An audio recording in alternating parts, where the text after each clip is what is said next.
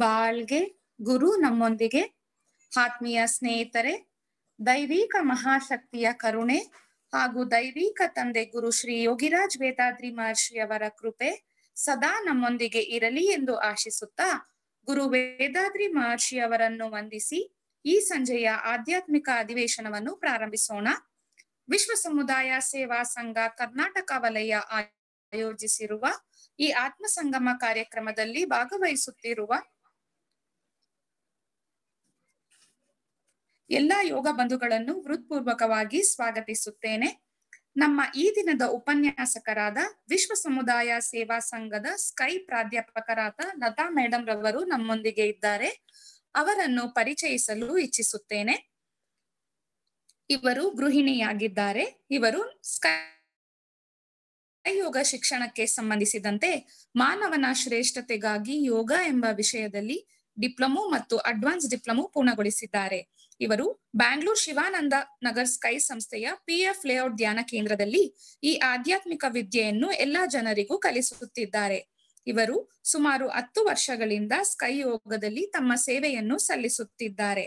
ಈಗ ವಿಶ್ವ ಸಮುದಾಯ ಸೇವಾ ಸಂಘ ಕರ್ನಾಟಕ ವಲಯದ ಪರವಾಗಿ ಹಾಗೂ ನಮ್ಮೆಲ್ಲರ ಪರವಾಗಿ ಸ್ಕೈ ಪ್ರಾಧ್ಯಾಪಕರಾದ ಲತಾ ಮೇಡಮ್ ರವರನ್ನು ಸ್ವಾಗತಿಸಿ, ಕಾಲವೇ ದೈವ, ಟೈಮ್ ಇಸ್ ಡಿವೈನ್ ಎಂಬ ಶೀರ್ಷಿಕೆಯ ಬಗ್ಗೆ ಚಿಂತನೆಯನ್ನು ನೀಡುವಂತೆ ವಿನಂತಿಸಿಕೊಳ್ಳುತ್ತೇನೆ.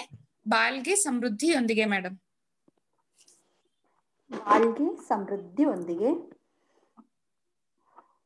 ಬಾಳ್ಗೆ ಭೂಮಂಡಲ, ಬಾಳ್ಗೆ ಭೂಮಂಡಲ, ಬಾಳ್ಗೆ ಸಮೃದ್ಧಿಯೊಂದಿಗೆ. ಗುರು ಬಾಳ್ಗೆ, ಗುರು ನಮ್ಮೊಂದಿಗೆ, ಗುರುವೇ ಹೊಣೆ. ಪ್ರೀತಿಯ ಆತ್ಮ ಬಂಧುಗಳೇ, ಆತ್ಮೀಯ ಸ್ನೇಹಿತರೆ, ಇವತ್ತು ಈ ಆತ್ಮ ಸಂಗಮದಲ್ಲಿ ಭಾಗವಹಿಸುತ್ತಿರುವಂತಹ ನಿಮ್ಮೆಲ್ಲರನ್ನು ಮನಪೂರ್ವಕವಾಗಿ ವಂದಿಸಿ ಹಾರೈಸಿ ಹಾಗೂ ಈ ಆತ್ಮ ಸಂಗಮ ಕಾರ್ಯಕ್ರಮವನ್ನು ಯಶಸ್ವಿಯಾಗಿ ನಡೆಸುತ್ತಿರುವಂತಹ ಎಲ್ಲಾ ಆತ್ಮ ಬಂಧುಗಳನ್ನು ಹಾಗೂ ಝೋನ್ನ ಪದಾಧಿಕಾರಿಗಳಾದ ಪ್ರೊಫೆಸರ್ ಡಾಕ್ಟರ್ ಅರುಳ್ನಿಧಿ ದಂಪತಿ ಸಾರನ್ನು ಹಾಗೂ ಪ್ರೊಫೆಸರ್ ಡಾಕ್ಟರ್ ಅರುಳ್ನಿಧಿ ವಿಜಯ ಮೇಡಮ್ ಅವರನ್ನು ವಂದಿಸಿ ಹಾಗೂ ಈ ಕಾರ್ಯಕ್ರಮವನ್ನು ಯಶಸ್ವಿಯಾಗಿ ನಡೆಸುತ್ತಿರುವಂತಹ ಮೇಡಮ್ ಪಲ್ಲವಿ ಅವರನ್ನು, ಚೈತ್ರಾ ಮೇಡಮ್ ಅವರನ್ನು ವಂದಿಸಿ ಹಾಗೂ ನನಗೆ ಈ ಜ್ಞಾನ ಶಿಕ್ಷಣವನ್ನು ನೀಡಿದಂತಹ ಎಲ್ಲಾ ಗುರುಗಳ ಪಾದ ಅರವಿಂದವನ್ನು ವಂದಿಸಿ ಗೌರವಿಸಿ ಹಾರೈಸುತ್ತೇನೆ.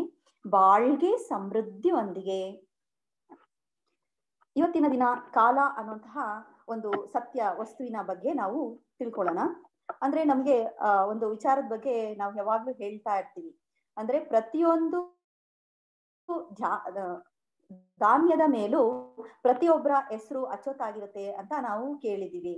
ಅದೇ ರೀತಿ ನಾವು ನೋಡಿದ್ರೆ ಇವತ್ತು ನಮ್ಮ ಕೈಗೆ ಅನ್ನ, ಒಂದಿಡೀ ಅನ್ನ ಆಹಾರ ಬರ್ಬೇಕು ಅಂತಂದ್ರೆ 6 ತಿಂಗಳು ಹಿಂದೆನೆ, ಅಂದ್ರೆ 1 ವರ್ಷದ ಹಿಂದೆಯೇ ಕಾಲ ಅನ್ನುವಂತಹ ದೈವ ಶಕ್ತಿ ತಯಾರ್ ಮಾಡಿರ್ಬೇಕು ಅಲ್ವಾ? ಹಾಗೆ ಬರೀ ಧಾನ್ಯದ ಮೇಲೆ ಮಾತ್ರ ಅಲ್ಲ, ಪ್ರತಿಯೊಂದು ಕ್ಷಣದಲ್ಲೂ ಪ್ರತಿಯೊಂದು ನಿಮಿಷದಲ್ಲೂ ನಮ್ಮ ಹೆಸರು ನಿಶ್ಚಯಿಸಲ್ಪಟ್ಟಿರುತ್ತೆ. ಹಂಗ್ ನೋಡಿದ್ರೆ ಇವತ್ತಿನ ಈ ಕ್ಷಣದ ಈ ಅಮೃತ ಗಳಿಗೆಯಲ್ಲಿ ನಾವೆಲ್ಲರೂ ಒಂದಾಗಿ ಸೇರ್ಬೇಕು ಅನ್ನೋದು ಕಾಲದ ಕಟ್ಟಳೆ. ಕಾಲವೇ ಈ ಕಾರ್ಯಕ್ರಮವನ್ನ ನಿಶ್ಚಯಿಸಿದೆ.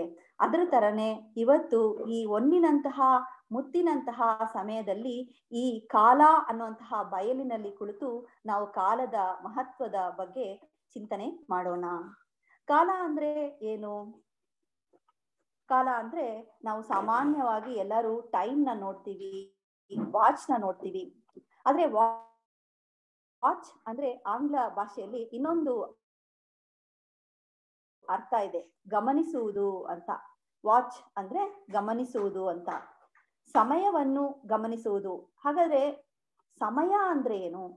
ಟೈಮ್ ಅಂದ್ರೆ ಏನು? ಕಾಲ ಅಂದ್ರೆ ಏನು? ಒಂದೊಂದು ವಸ್ತುವಿನ ಆದಿ ಅಂತ್ಯವನ್ನ ಗಮನಿಸುವುದು. ಕಾಲ ಅಂದ್ರೆ ಒಂದೊಂದು ವಸ್ತುವಿನ ಆದಿ ಅಂತ್ಯವನ್ನ ನಿಶ್ಚಯಿಸುವುದು, ಒಂದೊಂದು ವಸ್ತುವಿನ ಉತ್ಪತ್ತಿ ಸ್ಥಿತಿ ಲಯವನ್ನ ನಿರ್ಣಯಿಸುವುದು. ಹಾಗಾದ್ರೆ ಕಾಲನೇ ಎಲ್ಲಾನು ನಿರ್ಣಯಿಸುತ್ತೆ ಅಂದ್ರೆ, ಕಾಲವೇ ಎಲ್ಲಾನು ನಿರ್ಣಯಿಸುತ್ತೆ ಅಂದ್ರೆ ಕಾಲ ಯಾರು? ಕಾಲ ಯಾರು? ನಮ್ಮ ನಿಮ್ಮ ಜಗತ್ತಿನ ಪ್ರತಿಯೊಂದು ವಸ್ತುವಿನ ಸೃಷ್ಟಿ, ಸ್ಥಿತಿ, ಲಯ ಇವುಗಳನ್ನ ತೀರ್ಮಾನಿಸುವುದೇ ಕಾಲ. ಹಂಗಂದ್ರೆ ಯಾವ ಕಾಲದಲ್ಲಿ ಯಾವುದನ್ನ ಸೃಷ್ಟಿ ಮಾಡ್ಬೇಕು, ಯಾವ ಕಾಲದಲ್ಲಿ ಯಾವುದನ್ನ ಸಂರಕ್ಷಿಸಿ ಬೆಳೆಸಬೇಕು, ಯಾವ ಕಾಲದಲ್ಲಿ ಎಲ್ಲವನ್ನ ತನ್ನೊಳಗೆ ಐಕ್ಯಗೊಳಿಸ್ಬೇಕು, ಇದನ್ನೆಲ್ಲ ಕಾಲನೇ ತೀರ್ಮಾನ ಮಾಡುತ್ತೆ. ಅಂದ್ರೆ ಕಾಲದ ತೀರ್ಪೇ ಈ ಜಗತ್ತಿನ ಕ್ರಿಯೆ ಆಗಿದೆ. ಈ ಜಗತ್ತು ಎಂಬುದು ಯಾವುದು ಅಂದ್ರೆ ಈ ಜಗತ್ತು ಯಾವ ಕಾಲದಲ್ಲಿ ಸೃಷ್ಟಿಯಾಯಿತು, ಭೂಮಿ ಎಂಬುದು ಯಾವುದು, ಈ ಭೂಮಿನಲ್ಲಿರುವಂತಹ ಒಂದೊಂದು ಹುಳ ಹುಪ್ಪಟ, ಕ್ರಿಮಿ ಕೀಟಗಳು, ಗಿಡಗಳು, ಬಳ್ಳಿಗಳು, ಬೆಟ್ಟ ಗುಡ್ಡಗಳು, ನದಿ ಸರೋವರ ಯಾವ ಕಾಲದಲ್ಲಿ ಉತ್ಪತ್ತಿ ಆಗ್ಬೇಕು, ಯಾವ ಗಳಿಗೆಯಲ್ಲಿ ಸೃಷ್ಟಿ ಆಗ್ಬೇಕು, ಯಾವುದನ್ನ ಆಧಾರವಾಗಿ ಇಟ್ಕೊಂಡು ಇವುಗಳೆಲ್ಲ ಉತ್ಪತ್ತಿ ಆಗ್ತಾ ಇದೆ, ಇವುಗಳಿಗೆ ಯಾವುದು ಆಧಾರವಾಗಿದೆ, ಹೇಗೆ ಬೆಳೆಯುತ್ತೆ, ಹೇಗೆ ಬಾಳುತ್ತೆ, ಮತ್ತೆ ಎಲ್ಲವೂ ಹೇಗೆ ಮರೆಯಾಗುತ್ತೆ, ಇದೆಲ್ಲ ನಮಗೋ ನಿಮಗೋ ಗೊತ್ತಿಲ್ಲ. ಆದ್ರೆ ಕಾಲದ ನಿಯಮದಂತೆ ಅಂದ್ರೆ ಕಾಲದ ವಿಧಿ ಪ್ರಕಾರ ಎಲ್ಲವೂ ಕ್ರಮಬದ್ಧವಾಗಿ ನಡ್ಸ್ಕೊಂಡು ಹೋಗ್ತಾ ಇದೆ. ಅಂದ್ರೆ ಕಾಲವೇ ಪ್ರಪಂಚವನ್ನು ನಡೆಸ್ಕೊಂಡು ಹೋಗ್ತಾ ಇದೆ ಅಂದ್ಮೇಲೆ ನಾವು ಕಾಲದ ರಹಸ್ಯವನ್ನ, ಸೂಕ್ಷ್ಮತೆಯನ್ನ ತಿಳ್ಕೊಳ್ಬೇಕಲ್ವಾ. ಕಾಲವೇ ಭೂತಕಾಲ, ಕಾಲನೇ ವರ್ತಮಾನ, ಕಾಲವೇ ಭವಿಷ್ಯತ್ ಕಾಲ. ನೋಡಿ, ಕಾಲ ಅನ್ನೋದು ಒಂದೇ, ಆದ್ರೆ ಒಂದೇ ಕಾಲನೇ ಪ್ರಪಂಚದ ಎಲ್ಲಾ ಆಗು ಹೋಗುಗಳಿಗೂ ಸಾಕ್ಷಿಯಾಗಿ ನಿಂತಿದೆ. ಒಂದೊಂದು ಕಾಲದಲ್ಲೂ ಒಂದೊಂದು ಕ್ಷಣದಲ್ಲೂ ಎಲ್ಲೆಲ್ಲಿ ಯಾವ ಯಾವ ಘಟನೆ ನಡೆಯುತ್ತಿದೆ ಅನ್ನೋದು ಕಾಲವೇ ಸಾಕ್ಷಿಯಾಗಿ ಇದ್ದು ನಡೆಸ್ಕೊಂಡು ಹೋಗ್ತಾ ಇದೆ. ಉದಾಹರಣೆಗೆ ನಾವು ನೋಡ್ಬೋದು ಅಂದ್ರೆ 100 ವರ್ಷಗಳ ಹಿಂದೆ ಇವಾಗ ನಾವಿರೋ ಈ ಸ್ಥಳದಲ್ಲಿ ಯಾರಿದ್ರು, ಯಾರು ವಾಸವಾಗಿದ್ರು, ಹೇಗೆ ಇದ್ರು, ಯಾವ ರೀತಿ ಬದುಕಿದ್ರು, ಅವರು ಸೌಖ್ಯವಾಗಿದ್ರ, ಆರೋಗ್ಯವಾಗಿದ್ರ, ಆನಂದವಾಗಿದ್ರ ಅಂದ್ರೆ ನಮಗೋ ನಿಮಗೋ ಗೊತ್ತಿಲ್ಲ. ನಮಗೋ ನಿಮಗೋ ಗೊತ್ತಿಲ್ಲ ಅನ್ನೋದಕ್ಕೋಸ್ಕರ ಇಲ್ಲಿ 100 ವರ್ಷದ ಹಿಂದೆ ಯಾರು ಇರ್ಲಿಲ್ಲ ಅಂತ ಹೇಳೋದಿಕ್ಕೆ ಸಾಧ್ಯ ಆಗೋದಿಲ್ಲ. ಇಲ್ಲಿ ಯಾರು ಇದ್ರು, ಹೇಗೆ ಇದ್ರು, ಏನ್ ಮಾಡ್ತಾ ಇದ್ರು, ಅವ್ರಿಗೆ ಹೇಗೆ ಎಲ್ಲವೂ ಆಧಾರವಾಗಿ ಅಂದ್ರೆ ಸಕಾಲದಲ್ಲಿ ಅವ್ರಿಗೆ ಆಹಾರ ಆಗ್ಲಿ, ಬಟ್ಟೆ ಆಗ್ಲಿ, ವಸತಿ ಆಗ್ಲಿ, ಸೌಕರ್ಯಗಳಾಗ್ಲಿ, ರಕ್ಷಣೆ ಆಗ್ಲಿ ಹೇಗೆ ಸಿಗ್ತಾ ಇತ್ತು, ಅವ್ರಿಗೆ ಸಕಾಲಕ್ಕೆ ಯಾರು ಒದಗಿಸಿ ಕೊಡ್ತಾ ಇದ್ರು. ಅಷ್ಟೇ ಅಲ್ಲ, ಆ ಕಾಲದಲ್ಲಿ ಬದುಕಿರುವವರ ಒಬ್ಬೊಬ್ಬರ ಭಾವನೆ, ನುಡಿ, ಕ್ರಿಯೆ, ಆಚಾರ, ವಿಚಾರ ಇದೆಲ್ಲಾನು ಕಾಲದಲ್ಲಿ ಅಚ್ಚೊತ್ತಾಗ್ತಾನೆ ಇರುತ್ತೆ. ಅಚ್ಚೊತ್ತು ಮಾತ್ರ ಅಲ್ಲ, ಕಾಲವೇ ದೈವವಾಗಿ ಇರೋದ್ರಿಂದ ಸಕಾಲಕ್ಕೆ ಅವ್ರಿಗೆ ಏನೆಲ್ಲಾ ಸೌಕರ್ಯಗಳು ಬೇಕೋ ಅದೆಲ್ಲ ಹೆಂಗ್ ಒದಗಿಸ್ಕೊಡ್ತೋ ಅದೇ ರೀತಿ ಅವರ ಭಾವನೆಗೆ, ಅವರ ಕ್ರಿಯೆಗೆ ತಕ್ಕಂತೆ ಪರಿಣಾಮವನ್ನು ನೀಡ್ಬಿಡುತ್ತೆ. ಅವಾಗ ನಾವು ಏನೇನ್ ಮಾಡ್ತೀವೋ ಅದೆಲ್ಲ ಕಾಲ ಅನ್ನೋ ಬಯಲಿನಲ್ಲಿ ಅಚ್ಚೊತ್ತಾಗ್ತಾನೇ ಇರುತ್ತೆ. ಈಗ ನೋಡಿ, ಈ ಒಂದು 100 ವರ್ಷಗಳ ಹಿಂದೆ ಇಲ್ಲಿ ಬದುಕಿರೋದಿಕ್ಕೆ ಕಾಲಕ್ಕೆ ಮಾತ್ರ ಗೊತ್ತು, ಆದ್ರೆ ಕಾಲವೇ ಇದಕ್ಕೆ ಸಾಕ್ಷಿಯಾಗಿದೆ. ಇಲ್ಲಿ ಯಾರೆಲ್ಲ ಬದುಕಿದ್ರು ಅನ್ನೋದು ನಮ್ಗೆ ಗೊತ್ತಿಲ್ಲ. ಇನ್ನೂ ನಾವು ಚೆನ್ನಾಗಿ ತಿಳ್ಕೊಳ್ಬಹುದು ಅಂತಂದ್ರೆ, ಇವತ್ತು ನಾವು ಇಲ್ಲಿ ಆತ್ಮ ಸಂಗಮ ಕಾರ್ಯಕ್ರಮದಲ್ಲಿ ಭಾಗವಹಿಸ್ತಾ ಇದ್ದೀವಿ ಅಲ್ವಾ, ಇದಕ್ಕೆ ಯಾರು ಸಾಕ್ಷಿ? ಅದೇ ರೀತಿ ಇಲ್ಲಿ ನಾವು ಬಾಳಿ ಬದುಕಿದೀವಿ ಅನ್ನೋದಕ್ಕೆ ಏನ್ ಸಾಕ್ಷಿ ಅಂದ್ರೆ ನಾವಿರೋವರೆಗೂ ನಾವೇ ಸಾಕ್ಷಿ. ಈ ಕಾಲವೇ ಸಾಕ್ಷಿಯಾಗಿದೆ. ಇಲ್ಲಿ ನಮಗೆ ಆಹಾರ, ಬಟ್ಟೆ, ವಸತಿ ಎಲ್ಲಾ ಸೌಕರ್ಯಗಳು ಸಕಾಲಕ್ಕೆ ನಮ್ಗೆ ಸಿಗ್ತಾನೆ ಇದೆ. ಇದೆಲ್ಲ ನಾವು ಯಾರಿಗೋ ಹೇಳಿ ಏರ್ಪಾಡು ಮಾಡ್ತಾ ಇಲ್ಲ, ಆದ್ರೆ ಟೈಮ್ಗೆ ಸರಿಯಾಗಿ, ಕಾಲಕ್ಕೆ ಸರಿಯಾಗಿ ನಮಗೆ ಎಲ್ಲಾ ಸೌಕರ್ಯಗಳು ಒದಗಿಸಿಕೊಂಡು ಬರ್ತಾನೆ ಇದೆ. ಆಯ್ತು, ಈಗ 100 ವರ್ಷದ ನಂತರ, ಈಗಿಂದ 100 ವರ್ಷದ ನಂತರ ನಾವ್ ಇರ್ತೀವ ಅಂದ್ರೆ ಇಲ್ಲ. ಈ ರೀತಿ ನಾವು ಇಲ್ಲಿ ಬದುಕಿದೀವಿ ಅನ್ನೋದಕ್ಕೆ ಯಾರಿಗೆ ಏನು ಸಾಕ್ಷಿ? 100 ವರ್ಷದ ನಂತರ ಬರೋರ್ಗೆ ನಾವು ಇಲ್ಲಿ ಯಾವ ತರ ಬದುಕಿದ್ವಿ ಅನ್ನೋದು ಗೊತ್ತಿಲ್ಲ. ಆದ್ರೆ ಎಲ್ಲವೂ ಕಾಲ ಅನ್ನುವಂತಹ ದೈವ ಪುಸ್ತಕದಲ್ಲಿ ಅಚ್ಚೊತ್ತಾಗಿರುತ್ತೆ. ಇದನ್ನ ಯಾರೂ ಅಳಿಸೋದಿಕ್ಕೆ ಸಾಧ್ಯವೇ ಇಲ್ಲ. ನಾವು ಇಲ್ಲಿ ಬದುಕಿದ್ವಿ, ಹೇಗೆ ಬದುಕಿದ್ವಿ ಅನ್ನೋದು ಕಾಲವೇ ಸಾಕ್ಷಿಯಾಗಿ ಇದೆ. ಹಾಗೆ 100 ವರ್ಷದ ನಂತರ ನಾವು ಇಲ್ಲಿ ಇರೋದಿಲ್ಲ ಅಂದ್ರೆ ನಮಗೆ ಈಗ ಇಲ್ಲಿ ಎಲ್ಲಾ ವಸತಿಗಳನ್ನು ಯಾರು ಸಕಾಲಕ್ಕೆ ನಮಗೆ ಒದಗಿಸ್ತಾ ಇದ್ದಾರೆ, 100 ವರ್ಷದ ನಂತರ ಯಾರು ಈ ಸ್ಥಳಕ್ಕೆ ಬರ್ತಾರೆ ಅನ್ನೋದು ನಮ್ಗೆ ಗೊತ್ತಿಲ್ಲ.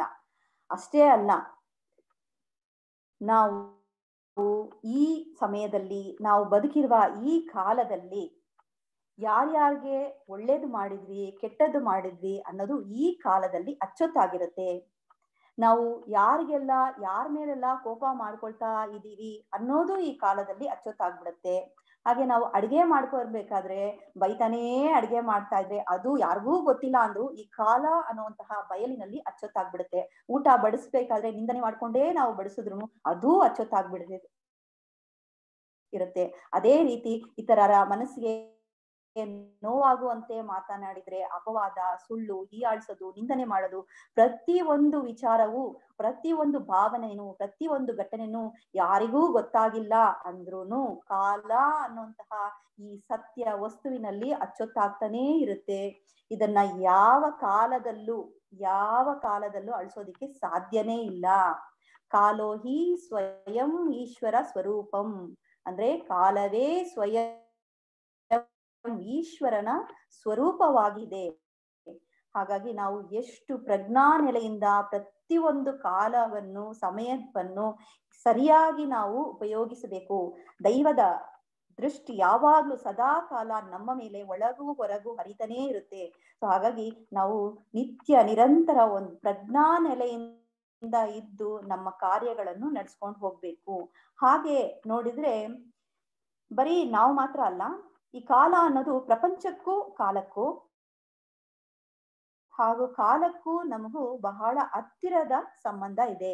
ಉದಾಹರಣೆಗೆ ನಾವು ನೋಡಿದ್ರೆ ಪ್ರಪಂಚಕ್ಕೂ ನಮಗೂ ಕಾಲಕ್ಕೂ ಹೇಗೆ ಸಂಬಂಧ ಇದೆ ಅಂತ ನಾವು ನೋಡಿದ್ರೆ, ನಮ್ಮ ದೇಹ ಪಂಚಭೂತಗಳಿಂದ ಆಗಿದೆ, ಈ ಪ್ರಪಂಚನೂ ಪಂಚಭೂತಗಳಿಂದಾನೇ ಆಗಿದೆ. ಪ್ರಪಂಚದಲ್ಲಿರುವ ಶಕ್ತಿನ ತಗೊಂಡೇ ನಾವು ಜೀವಿಸ್ತಾ ಇದ್ದೀವಿ. ಇವಾಗ ನಮ್ಮ ದೇಹ ಆಹಾರದಿಂದಾನೇ ದೇಹ ಅಂತ ನಮ್ಗೆ ಗೊತ್ತು. ಆಹಾರನ ಪಡ್ಕೊಂಡೇ ಈ ದೇಹನ ಬೆಳೆಸ್ಕೊಳ್ತಾ ಇದ್ದೀವಿ. ಆಹಾರನೇ ನಮ್ಗೆ ದೇಹ, ಆಹಾರನೇ ಶಕ್ತಿ, ಆಹಾರನೇ ನಮ್ಗೆ ಪ್ರಾಣ ಶಕ್ತಿನಾಗಿ ಇದೆ. ಅದೇ ತರ ಹೊರಗಡೆ ಇರುವಂತಹ ಮಹಾಭೂತಗಳಲ್ಲಿ ಗಾಳಿಯಾಗಿರುವಂತಹ ಆ ಮಹಾ ಗಾಳಿಯನ್ನ ನಾವು ಉಸಿರಾಡ್ತಾ ಇದ್ದೀವಿ. ಆ ಗಾಳಿನೇ ನಮ್ಮ ದೇಹದಲ್ಲಿ ಉಸಿರಾಟವಾಗಿದೆ. ಹಾಗೆ ಹೊರಗಡೆ ಇರುವಂತಹ ಸೂರ್ಯನ ಶಾಖ, ಬೆಳಕು, ನೀರು, ರಕ್ಷಣೆ ಪ್ರತಿಯೊಂದನ್ನು ನಾವು ಈ ಒಂದು ಪ್ರಕೃತಿಯಿಂದಾನೇ ಪಡಿತಾ ಇದ್ದೀವಿ. ಪ್ರಪಂಚದ ಸಂಪರ್ಕದಿಂದನೇ ಈ ದೇಹ ಬೆಳೆಸ್ತಾ ಇದ್ದೀವಿ. ಪ್ರಪಂಚದಲ್ಲಿರುವಂತಹ ಪಂಚಭೂತಗಳು ಮತ್ತೆ ನಮ್ಮ ದೇಹ ಯಾವಾಗ್ಲೂ ಪ್ರಪಂಚಕ್ಕೂ ನಮಗೂ ಸಂಬಂಧ ಇದ್ದೇ ಇರುತ್ತೆ. ಪ್ರಪಂಚವನ್ನು ನಡೆಸುವುದು ಕಾಲನೇ ಆದ್ರೆ ಪ್ರಪಂಚದಲ್ಲಿರುವ ಎಲ್ಲಾ ವಸ್ತುವನ್ನು ಕಾಲನೇ ನಡೆಸ್ತಿದೆ ಅಂದ್ರೆ ನಮ್ಮನ್ನು ನಡೆಸ್ತಾ ಇರೋದು ಕಾಲನೇ ಆಗತ್ತೆ. ಉದಾಹರಣೆಗೆ ನಾವು ನೋಡ್ಬೇಕಾದ್ರೆ ನಾವು ರಾತ್ರಿ ಹೊತ್ತಲ್ಲೆಲ್ಲ ಹೊರಗಡೆ ಹೋದ್ರೆ, ಈ ಹಳ್ಳಿ ಕಡೆ ಎಲ್ಲ ಹೋದ್ರೆ ನಮ್ಗೆ ಈ ಗಿಡಗಳಲ್ಲಿ ಒಂಥರ ಕ್ರಿಮಿಗಳ ಸೌಂಡ್ ಬರುತ್ತೆ. ಅದೇ ರೀತಿ ಕೆಲವು ಕಡೆ ಎಲ್ಲ ನಾವು ನೋಡಿದ್ರೆ, ಇವಾಗ ನಾವು ಟ್ರಾವೆಲ್ ಮಾಡ್ಬೇಕಾದ್ರೆ ಈ ಗಾಡ್ ಸೆಕ್ಷನ್ ಗಳೆಲ್ಲ ಹೋಗ್ಬೇಕಾದ್ರೆ ರಾತ್ರಿ ಹೊತ್ತಲ್ಲಿ ಒಂಥರ ಗಿಡಗಳಿಂದ ಸೌಂಡ್ ಬರುತ್ತೆ. ಅದು ಕೆಲವು ಒಂದು ರೀತಿಯಾದ ಹುಳ ಇರುತ್ತೆ. ಅದು ರಾತ್ರಿ ಹೊತ್ತಲ್ಲಿ ಸರಿಯಾಗಿ ಅಂದ್ರೆ 2 ಗಂಟೆ 15 ನಿಮಿಷಕ್ಕೆ ಬೆಳಗಿನ ಜಾವದಲ್ಲಿ ಅದು ಶಬ್ದ ಮಾಡುತ್ತೆ. ಕರೆಕ್ಟ್ ಆಗಿ 2 ಗಂಟೆ 15 ನಿಮಿಷಕ್ಕೆ ಪ್ರತಿ ದಿನಾನೂ ಇದು ಒಂಥರ ಸೌಂಡ್ ಮಾಡ್ತಾ ಇರುತ್ತೆ. ಈ ಸೌಂಡ್ ಮಾಡೋದು ನಿಲ್ಸಿದ ತಕ್ಷಣನೇ ನೆಕ್ಸ್ಟ್ ಅದೇ ಗುಂಪಿನ ಬೇರೊಂದು ಅದೇ ಕ್ರಿಮಿಗಳೇ ಬೇರೊಂದು ಗುಂಪು ಏನ್ ಮಾಡುತ್ತೆ, ಈ ಸೌಂಡ್ ಮಾಡೋದಕ್ಕೆ ಸ್ಟಾರ್ಟ್ ಮಾಡುತ್ತೆ. ಅದು ಸ್ಟಾಪ್ ಮಾಡಿದ ತಕ್ಷಣ ಇನ್ನೊಂದು ಗುಂಪಿನ ಕೀಟಗಳು ಈ ಸೌಂಡ್ ಮಾಡ್ತಾ ಇರುತ್ತೆ. ನೋಡಿ, ಇವುಗಳಿಗೆ ಬೆಳಗಿನ ಜಾವ 2:15 ಟೈಮ್ ಆಯ್ತು ಅಂತ ಹೆಂಗೆ ಗೊತ್ತಾಗುತ್ತೆ? ಇವುಗಳಿಗೆ ವಾಚ್ ಇಟ್ಕೊಂಡಿದಾವ, ಅಲಾರಾಮ್ ಇಟ್ಟು ಎದ್ದೊಳ್ತಾವ? ಆಶ್ಚರ್ಯ ಆಗುತ್ತೆ. ಈ ಪ್ರಕೃತಿಯ ನಿಯಮ ಕ್ರಮಬದ್ಧವಾಗಿ ಕಾಲಕ್ಕೆ ತಕ್ಕಂಗೆ ಹೇಗೆ ನಡ್ಕೊಳ್ತಾ ಇದೆ ಅನ್ನೋದನ್ನ. ಇದನ್ನ ಸೈಂಟಿಸ್ಟ್ಗಳು ರಿಸರ್ಚ್ ಮಾಡಿ ಹೇಳ್ತಾರೆ, ಈ ರೀತಿಯಾದ ಕ್ರಿಮಿ ಕೀಟಗಳು ಗಿಡದಲ್ಲಿ ಏನಾದ್ರೂ ಇಲ್ಲ ಅಂದ್ರೆ ಈ ಗಿಡಗಳೆಲ್ಲ 3 ತಿಂಗಳಲ್ಲಿ ನಾಶವಾಗ್ಬಿಡುತ್ತೆ ಅಂತ ಹೇಳ್ತಾರೆ. ಅದೇ ರೀತಿ 3 ತಿಂಗಳಲ್ಲಿ ಈ ಗಿಡಗಳೆಲ್ಲ ನಾಶವಾದ್ರೆ 6 ತಿಂಗಳೊಳಗೆ ಯಾವ ಜೀವರಾಶಿಗಳು ಜೀವಂತವಾಗಿ ಇರೋದಕ್ಕೆ ಸಾಧ್ಯನೇ ಆಗೋದಿಲ್ಲ. ಆಗ ಕಾಲಕ್ಕೂ ಪ್ರಕೃತಿಗೂ ಮಾನವನಿಗೂ ಯಾವ ರೀತಿಯಾದ ಸಂಬಂಧ ಇದೆ ಅನ್ನೋದು ಕಾಲವೇ ಸರಿಯಾದ ಸಮಯಕ್ಕೆ ಕ್ರಮಬದ್ಧವಾಗಿ ಯಾವ ರೀತಿ ಗಮನಿಸಿ ಒಂದೊಂದು ಕಾರ್ಯವನ್ನು ಒಂದೊಂದು ಕ್ಷಣದಲ್ಲೂ ಹೆಜ್ಜೆ ಇಟ್ಟು ಸರಿಯಾಗಿ ಕರೆದೊಯ್ಯುತ್ತಾ ಇದೆ ಅನ್ನೋದನ್ನ ಸೂಕ್ಷ್ಮವಾಗಿ ನಾವು ತಿಳ್ಕೊಳ್ಬೇಕಾಗತ್ತೆ. ಅದೇ ರೀತಿ ಇನ್ನೊಂದು ಜಾತಿಯ ಹುಳುಗಳು, ಇದು ಅಮೆರಿಕದಲ್ಲಿ ಇರುವಂತಹ ಕೀಟಗಳು. ಇದು 30 ವರ್ಷ ನಿದ್ರೆ ಮಾಡುತ್ತೆ. 30 ವರ್ಷ ನಿದ್ರೆ ಮಾಡುತ್ತೆ. 30 ವರ್ಷಗಳು ಆದ್ರ ನಂತರ ತಕ್ಷಣ ಎದ್ದು ಅವುಗಳು ಮೊಟ್ಟೆ ಇಟ್ಟು ರೀಪ್ರೊಡಕ್ಷನ್ ಮಾಡಿ ನಂತರ ಅದು ಸತ್ತೋಗ್ಬಿಡುತ್ತೆ. ಅಂದ್ರೆ ಇವುಗಳಿಗೆ 30 ವರ್ಷ ಆಯ್ತು ಅಂತ ಹೇಗೆ ಗೊತ್ತಾಗುತ್ತೆ ನೋಡಿ. 30 ವರ್ಷ ಆಗಿದೆ ಅಂತ ಆ ಕೀಟಗಳಿಗೆ ಹೆಂಗ್ ಗೊತ್ತಾಗ್ಬೇಕು? ಕಾಲವೇ ಅದರೊಳಗಡೆ ದೈವಶಕ್ತಿಯಾಗಿ ಇರುವಂತಹ ಆ ಶಕ್ತಿಯೇ ಕಾಲವಾಗಿ ಇದ್ದು ಅವುಗಳಿಗೆ ಸರಿಯಾದ ಸಮಯಕ್ಕೆ ಈ ಎಲ್ಲಾ ಕ್ರಿಯೆಯನ್ನು ನಡೆಸ್ಕೊಂಡು ಈ ಪ್ರಕೃತಿಯನ್ನ ಕ್ರಮಬದ್ಧವಾಗಿ ನಡ್ಸ್ಕೊಂಡು ಹೋಗಿ ಎಲ್ಲಾ ಜೀವರಾಶಿಗಳಿಗೂ ಬದುಕುವಂತಹ ಒಂದು ಏರ್ಪಾಡನ್ನ ಪ್ರಕೃತಿಯೇ ಕಾಲವಾಗಿ ಇದ್ದು ಎಲ್ಲವನ್ನು ನಡೆಸ್ತಾ ಇದೆ. ಇಷ್ಟೇ ಅಲ್ಲ, ನಮ್ಮ ಮನೆಗೆ ಕಾವೇರಿ ವಾಟರ್, ನಮ್ಮ ಊಟ ಮಾಡ್ಬೇಕಾದ್ರೆ ನೀರು ಬೇಕಲ್ವಾ, ಅಡಿಗೆ ಮಾಡೋದಕ್ಕೆ ನೀರ್ ಬೇಕಲ್ವಾ, ವಾಷಿಂಗ್ ಮಿಷಿನ್ ನೀರ್ ಬೇಕಲ್ವಾ, ಪ್ರತಿಯೊಂದಕ್ಕೂ ನೀರ್ನ ನಾವು ಉಪಯೋಗಿಸ್ತೀವಿ. ಈ ನೀರು ಎಲ್ಲಿಂದ ಬರುತ್ತೆ? ನಮ್ಮ ಮನೆಗೆ ಕಾವೇರಿ ನೀರು ಬರ್ಬೇಕು ಅಂದ್ರೆ ಕಾವೇರಿಯ ಬೆಟ್ಟದ ಭೂಮಿಯ ಒಳಗಿಂದ ನೀರು ಉತ್ಪತ್ತಿಯಾಗಿ ಹರಿದು ನಮ್ಮ ಮನೆಗೆ ತಲುಪಬೇಕು. ಹೇಗೆ ಕಾಲ ಏರ್ಪಾಡು ಮಾಡ್ತಾ ಇದೆ ನೋಡಿ. ನಮ್ಗೆ ನೀರ್ ಬೇಕಲ್ವಾ, ನೀರಿಲ್ಲ ಅಂದ್ರೆ ನಾವು ಇರಕ್ಕಾಗತ್ತಾ? ಅದೇ ರೀತಿ ಈ ಕಾಲದ ಏರ್ಪಾಡಿನಂತೆ ನಡೀತಾ ಇದೆ. ಮತ್ತೆ ನಮ್ಮ ಮನೆಗೆ ಒಂದು ಬಲ್ಬ್ ಉರಿಬೇಕು ಅಂತಂದ್ರೆ ಜೋಗ್ ಫಾಲ್ಸ್ ಅಲ್ಲಿ ಚೆನ್ನಾಗಿ ನೀರು ಹರಿದ್ರೇನೆ. ಹಾಗೆ ನಮ್ಮ ಕೈಗೆ ಒಂದು ಇಡೀ ಆಹಾರ ಬರ್ಬೇಕು ಅಂತಂದ್ರು ಕೂಡ 6 ತಿಂಗಳ ಹಿಂದೆಯೇ ಪ್ರಕೃತಿ ಒಬ್ಬ ರೈತನ ಮೂಲಕ ಬೀಜ ಬಿತ್ತಿ ವ್ಯವಸಾಯ ಮಾಡಿ ಬೆಳೆ ಬೆಳೆದು ಪೈರಾಗಿ ಅದು ನಮ್ಮ ಕೈಗೆ ಬರ್ಬೇಕು ಅಂತಂದ್ರೆ ಈ ಪ್ರಪಂಚದಲ್ಲಿರುವಂತಹ ಎಲ್ಲಾರು ಇವತ್ತು ಆ ಆಹಾರವನ್ನು ಉಪಯೋಗಿಸ್ತಾ ಇದ್ದೀವಿ, ತಿಂತಾ ಇದ್ದೀವಿ, ಆರೋಗ್ಯವಾಗಿದ್ದೀವಿ ಅಂದ್ರೆ ಕಾಲವೇ 6 ತಿಂಗಳ ಹಿಂದೆ ರೆಡಿ ಮಾಡಿರ್ಬೇಕು ಅಲ್ವಾ? ಇವತ್ತಿನ ದಿನ ನಾವೆಲ್ಲರೂ ಇಲ್ಲಿ ಕೂತ್ಕೊಂಡಿದ್ದೀವಿ ಅಂತಂದ್ರೆ ಅದೆಲ್ಲವನ್ನು ನಡೆಸ್ತಾ ಇರೋದು ಕಾಲಚಕ್ರನೇ. ನಮ್ಮೆಲ್ಲರನ್ನು ರಕ್ಷಣೆಯನ್ನು ಮಾಡ್ತಾ ಇರೋದು ಕಾಲ ಅನ್ನುವಂತಹ ಪ್ರಕೃತಿನೇ. ನಮ್ಗೆ ಬೇಕಾಗಿರೋ ಎಲ್ಲಾ ವ್ಯವಸ್ಥೆಯನ್ನು ಮಾಡ್ತಾ ಇರೋದು ಕಾಲನೇ. ಹಾಗಾದ್ರೆ ಕಾಲ ಅಂದ್ರೆ ಯಾರಾಗಿರ್ಬೋದು? ಹಾಗಾದ್ರೆ ಕಾಲ ಅನ್ನೋದು ಕಾಲಾತೀತವಾದದ್ದು. ಕಾಲ ಅನ್ನೋದು ಕಾಲಾತೀತವಾದದ್ದು. ಅದೇ ದೈವಶಕ್ತಿ, ಅದೇ ಆತ್ಮಶಕ್ತಿ, ಅದೇ ಚೈತನ್ಯ ಶಕ್ತಿಯಾಗಿಯೂ ಇದೆ.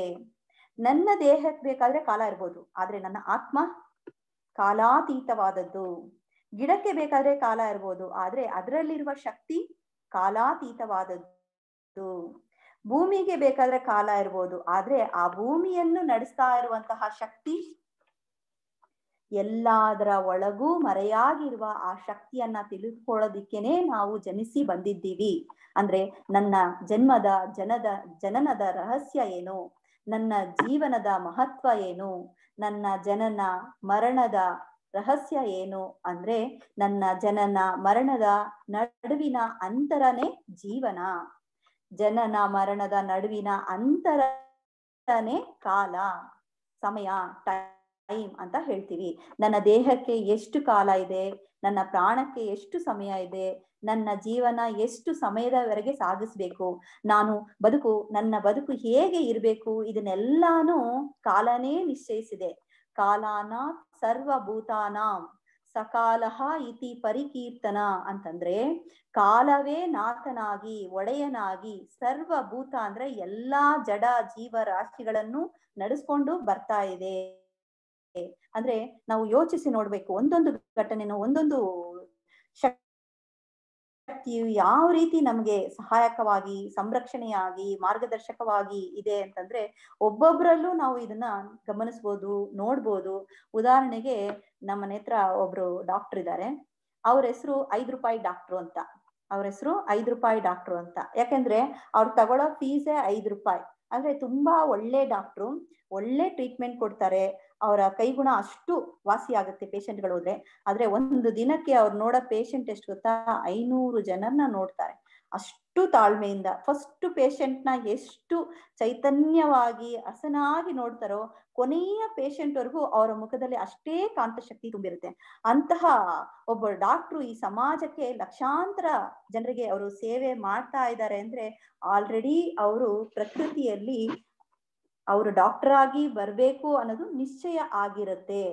ಅವರು ಡಾಕ್ಟರ್ ಆಗಿ ಸೇವೆ ಮಾಡ್ಬೇಕು ಅಂತಾನೆ ಅವರನ್ನ ಪ್ರಕೃತಿ ಸೆಲೆಕ್ಟ್ ಮಾಡ್ಕೊಂಡಿರುತ್ತೆ. ಇಲ್ಲ ಅಂದ್ರೆ ಅವ್ರಿಗೆ ಮೆಡಿಕಲ್ ಸೀಟು ಸಿಗ್ದಲೇ ಹೋಗಿರ್ಬೋದು, ಅಥವಾ ಒಂದು ಸ್ಕೂಲಲ್ಲಿ ಅವ್ರಿಗೆ ಒಳ್ಳೆ ಟೀಚರ್ ಸಿಗ್ದಲೇ ಹೋಗಿರ್ಬೋದು, ಅಥವಾ ಏನೋ ಅನಾರೋಗ್ಯದಿಂದ ಅಟೆಂಡ್ ಮಾಡದೆ ಹೋಗಿರ್ಬೋದು, ಏನೋ ಒಂದು ಕಾರಣದಿಂದ ಅವ್ರು ತಪ್ಪಿಸ್ಕೊಳ್ಳೋದಕ್ಕೆ ಸಾಧ್ಯತೆ ಇತ್ತು. ಆದ್ರೆ ಅವರು ಲಕ್ಷಾಂತರ ಜನರಿಗೆ ಸೇವೆ ಮಾಡ್ಬೇಕು, ಅವರಿಂದ ಈ ಸಮಾಜ ಉನ್ನತಿ ಆಗ್ಬೇಕು ಅನ್ನೋದು ಪ್ರಕೃತಿಯ ನಿಯಮ ಆಗಿತ್ತು. ಅಂದ್ರೆ ಒಬ್ರು ಡಾಕ್ಟರ್ಗೆ ಓದ್ತಾರೆ ಅಂತಂದ್ರೆ ಪ್ರಕೃತಿಗೆ ಅವನಿಂದ ಏನೋ ಒಂದು ಕರ್ತವ್ಯ ಕಾದಿದೆ ಅಂತಾನೆ ಅರ್ಥ. ಪ್ರಕೃತಿ ಅವನಿಂದ ಒಂದು ಕರ್ತವ್ಯ ನಡಿಬೇಕು ಅನ್ನೋದು ಆಲ್ರೆಡಿ ಕಾಲ ನಿಶ್ಚಯಿಸಲ್ಪಟ್ಟಿರುತ್ತೆ ಅನ್ನೋದೇ ನಿಜ. ಇದು ಬರೀ ಡಾಕ್ಟರ್ ಮಾತ್ರ ಅನ್ವಯಿಸೋದಲ್ಲ, ಪ್ರತಿ ಒಬ್ಬರ ಜೀವನದಲ್ಲೂ ಇವತ್ತು ನಾವು ಹೇಗೆ ಬದುಕ್ತಿದೀವಿ ಅಂತ ನಾವು ನೋಡಿದ್ರೆ, ನಮ್ಮ ಹಿಂದಿನ ಕಾಲವನ್ನು ನೋಡಿದ್ರೆ ನಮಗೆ ಗೊತ್ತಾಗುತ್ತೆ. ನಾವು ಈ ಫೀಲ್ಡ್ಗೆ ಬಂದಿದೀವಿ ಅಂತಂದ್ರೆ ನಾವು ಯಾವ ರೀತಿ ಬಂದಿದೀವಿ ಅಂತಂದ್ರೆ ನಮ್ಮ ಇಚ್ಛೆಯಿಂದ ಆಗಿಲ್ಲ. ಕಾಲವೇ ನಮ್ಮನ್ನ ಈ ಒಂದು ಯೋಗ ಕ್ಲಾಸ್ಗೆ ಕರ್ಕೊಂಡೋಗಿ ಏನೋ ಯೋಗ ಕ್ಲಾಸ್ ಪಕ್ಕದಲ್ಲಿ ಇದೆ ಅಂತ ಹೋದ್ವಿ ಅಂತ ನಾವ್ ಅನ್ಕೊಂಡಿರ್ತೀವಿ. ಅಲ್ಲ, ಕಾಲದ ನಿಯಮದಂತೆ ನಮ್ಮೊಳಗಿರುವ ಅಚ್ಚೊತ್ತಿನ ಪ್ರಕಾರವೇ ಎಲ್ಲಾ ಕ್ರಿಯೆಯನ್ನು ನಡ್ಕೊಂಡು ಹೋಗ್ತಾ ಇದೆ. ಹಾಗೆ ನಾವು ಇನ್ನೊಂದು ವಿಚಾರನು ನಾವು ಗಮನಿಸ್ಬೋದು. ಒಂದು ಬುದ್ಧಿಮಾಂದ್ಯ ಮಗು ಇದೆ ಅಂತ ಇಟ್ಕೊಳ್ಳಿ. ಆ ಮಗುಗೆ ಏನೂ ಗೊತ್ತಾಗಲ್ಲ, ಅವರ ತಂದೆ ತಾಯಿಗೂ ಇದ್ರ ಬಗ್ಗೆ ಏನೂ ಗೊತ್ತಿಲ್ಲ ಅಂತ ಇಟ್ಕೊಳ್ಳಿ. ಹಾಗಾದ್ರೆ ಆ ಮಗುಗೆ ಏನ್ ಆಧಾರ? ಆ ಮಗು ಹೆಂಗ್ ಬೆಳೆಯುತ್ತೆ? ಏನು ಗೊತ್ತಿಲ್ಲ ಅಂತ ಆ ಮಗು ಹಾಗೆ ಇದ್ಬಿಡತ್ತಾ? ಆ ಮಗು ಹಾಗೆ ಇದ್ಬಿಡ್ತಾ? ನಾವು ಸ್ವಲ್ಪ ಯೋಚನೆ ಮಾಡಿ ನೋಡಿದ್ರೆ ಕಾಲನೇ ಎಲ್ಲಾ ಏರ್ಪಾಡು ಮಾಡ್ತಾ ಇದೆ. ಅಂದ್ರೆ ಹೇಗೆ ಅಂತಂದ್ರೆ, ಮೊದಲಿಗೆ ಆ ಮಗುಗೆ ಏನು ಗೊತ್ತಾಗಲ್ಲ ಅಂತ ಯಾವ್ದೋ ಒಂದು ಡಾಕ್ಟರ್ ಹತ್ರ ತೋರಿಸ್ತಾರೆ.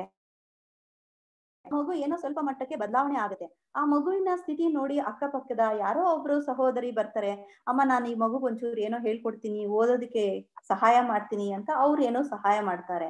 ಇನ್ನೊಬ್ರು ಯಾರ ಕರ್ಕೊಂಡು ಹೋಗ್ತಾರೆ, ಅಮ್ಮ ಈ ಮಗು ನಮ್ಮ ಮನೆ ಕರ್ಕೊಂಡು ಹೋಗ್ತೀನಿ ಅಂತ ಅವ್ರಿಗೆ ಸೋಷಿಯಲೈಸೇಷನ್ ಅಂತಂದ್ರೆ ಜನರ ಜೊತೆ ಯಾವ ತರ ಬೆರಿಬೇಕು, ಯಾವ ತರ ಮಾತಾಡ್ಬೇಕು ಅಂತ ತಿಳಿಸ್ಕೊಟ್ಟು ಆ ಮಗುನ ಇನ್ನೊಂಚೂರು ಡೆವಲಪ್ ಮಾಡ್ತಾರೆ. ಇನ್ನೊಬ್ರು ಬರ್ತಾರೆ, ಈ ಮಗುಗ್ ನಾನು ಸಂಗೀತ ಹೇಳ್ಕೊಡ್ತೀನಿ, ಅವಾಗ ಆ ಮಗುವಿನ ಮೈಂಡ್ ಫ್ರೀಕ್ವೆನ್ಸಿ ಇನ್ನೂ ಒಂದ್ ಸ್ವಲ್ಪ ಲೋ ಫ್ರೀಕ್ವೆನ್ಸಿ ಬರುತ್ತೆ, ಅವಾಗ ಇನ್ನೂ ಚೆನ್ನಾಗಿ ಕಲಿಯುತ್ತೆ ಅಂತ ಹೇಳ್ತಾರೆ. ಹೀಗೆ ಹಲವಾರು ಜನ ಸೇರಿ ಆ ಮಗುವಿಗೆ ಬದುಕೋದಿಕ್ಕೆ ಒಂದು ದಾರಿನ ತೋರ್ಸ್ಕೊಡ್ತಾರೆ. ಆ ಮಗುನು ಇದೆಲ್ಲ ತನಗೆ ಎಷ್ಟಾಗುತ್ತೋ ಅಷ್ಟು ಸಾಮರ್ಥ್ಯದಿಂದ ಸ್ವಲ್ಪ ಕಲ್ತು ತನ್ನ ಕಾಲ್ ಮೇಲೆ ತಾನು ನಿಂತ್ಕೊಂಡು ತನ್ನ ಜೀವನ ನಡೆಸೋ ಮಟ್ಟಕ್ಕೆ ಆ ಮಗುವಿನಲ್ಲಿ ಶಕ್ತಿ ತುಂಬಿಸ್ತಾರೆ. ಹಬ್ಬ, ಆ ತಾಯಿಗೆ ಒಂದು ಖುಷಿ, ಸಂತೋಷ, ನನ್ ಮಗ ಹೇಗೋ ಒಂದು ಮಟ್ಟಕ್ಕೆ ಬಂದಲ್ಲ ಅನ್ನೋದು ಖುಷಿ ಆಗುತ್ತೆ. ಅಥವಾ ಆ ಮಗು ಏನು ಕಲಿದಲೇ ಇರಬಹುದು, ಆ ಮಗು ಈ 4 ಜನರನ್ನೇ ನಂಬ್ಕೊಂಡೇ ಜೀವನ ನಡೆಸುತ್ತೆ ಅಂತಾನೆ ಇಟ್ಕೊಳ್ಳೋಣ. ಇಲ್ಲಿ ನಾವು ಒಂದು ವಿಷಯನ ಗಮನಿಸ್ಬೇಕು. ಈ 4 ಜನರು ಆ ಮಗುನ ನಂಬಿ ಹುಟ್ಟಿದ್ರ, ಅಥವಾ ಈ ಮಗು ಆ 4 ಜನರನ್ನ ನಂಬಿ ಹುಟ್ಟುತ್ತ? ಆ ಮಗುವಿನ ಜೀವನ ಬೆಳವಣಿಗೆ ಆಗೋದಿಕ್ಕೆ ಈ ಮಗು ಆ 4 ಜನರನ್ನ ನಂಬಿ ಹುಟ್ಟುತ್ತಾ? ಹಾಗಾದ್ರೆ ಒಬ್ಬೊಬ್ಬರ ಜೀವನವು ಕಾಲವೇ ನಿರ್ಣಯಿಸಲ್ಪಟ್ಟಿದೆ. ಒಬ್ಬೊಬ್ಬರ ಜೀವನವು ಕಾಲಾತೀತವಾದ ದೈವ ಶಕ್ತಿಯನ್ನು ಅರಿಯುವುದೇ ನಮ್ಮ ಜೀವನದ ಉದ್ದೇಶ. ಅದಕ್ಕೆ ನಮಗೆ ಸಾಧನ ನಮ್ಮ ದೇಹ, ಪ್ರಾಣ, ಮನಸ್ಸು, ಈ ಮೂರನ್ನು ನಾವು ಸಾಮರಸ್ಯವಾಗಿ ಇಟ್ಕೊಳ್ಬೇಕು. ಆರೋಗ್ಯವನ್ನ ನಾವು ಕಾಪಾಡ್ಕೊಂಡು ಬರ್ಬೇಕು. ನಾವು ಈ ಭೂಮಿಗೆ ಬಂದ ಉದ್ದೇಶ ಅದನ್ನ ನೆರವೇರಿಸ್ಕೊಳ್ಬೇಕು. ಈ ಸಮಯ ನಮ್ಗೆ ಸಾಕಾಗುತ್ತಾ? ನಾವು ಈ ಭೂಮಿಗೆ ಬಂದ ಉದ್ದೇಶ ಏನು? ಕಾಲಾತೀತವಾದ ದಿವ್ಯ ಶಕ್ತಿ ನನ್ನೊಳಗಿದೆಯಲ್ಲ, ಅದನ್ನ ನಾನು ಸಾಕ್ಷಾತ್ಕಾರ ಮಾಡ್ಕೊಳ್ಳೋದಕ್ಕೆ ನಾನು ಜನ್ಮ ತಾಳಿ ಬಂದಿದ್ದೀನಿ.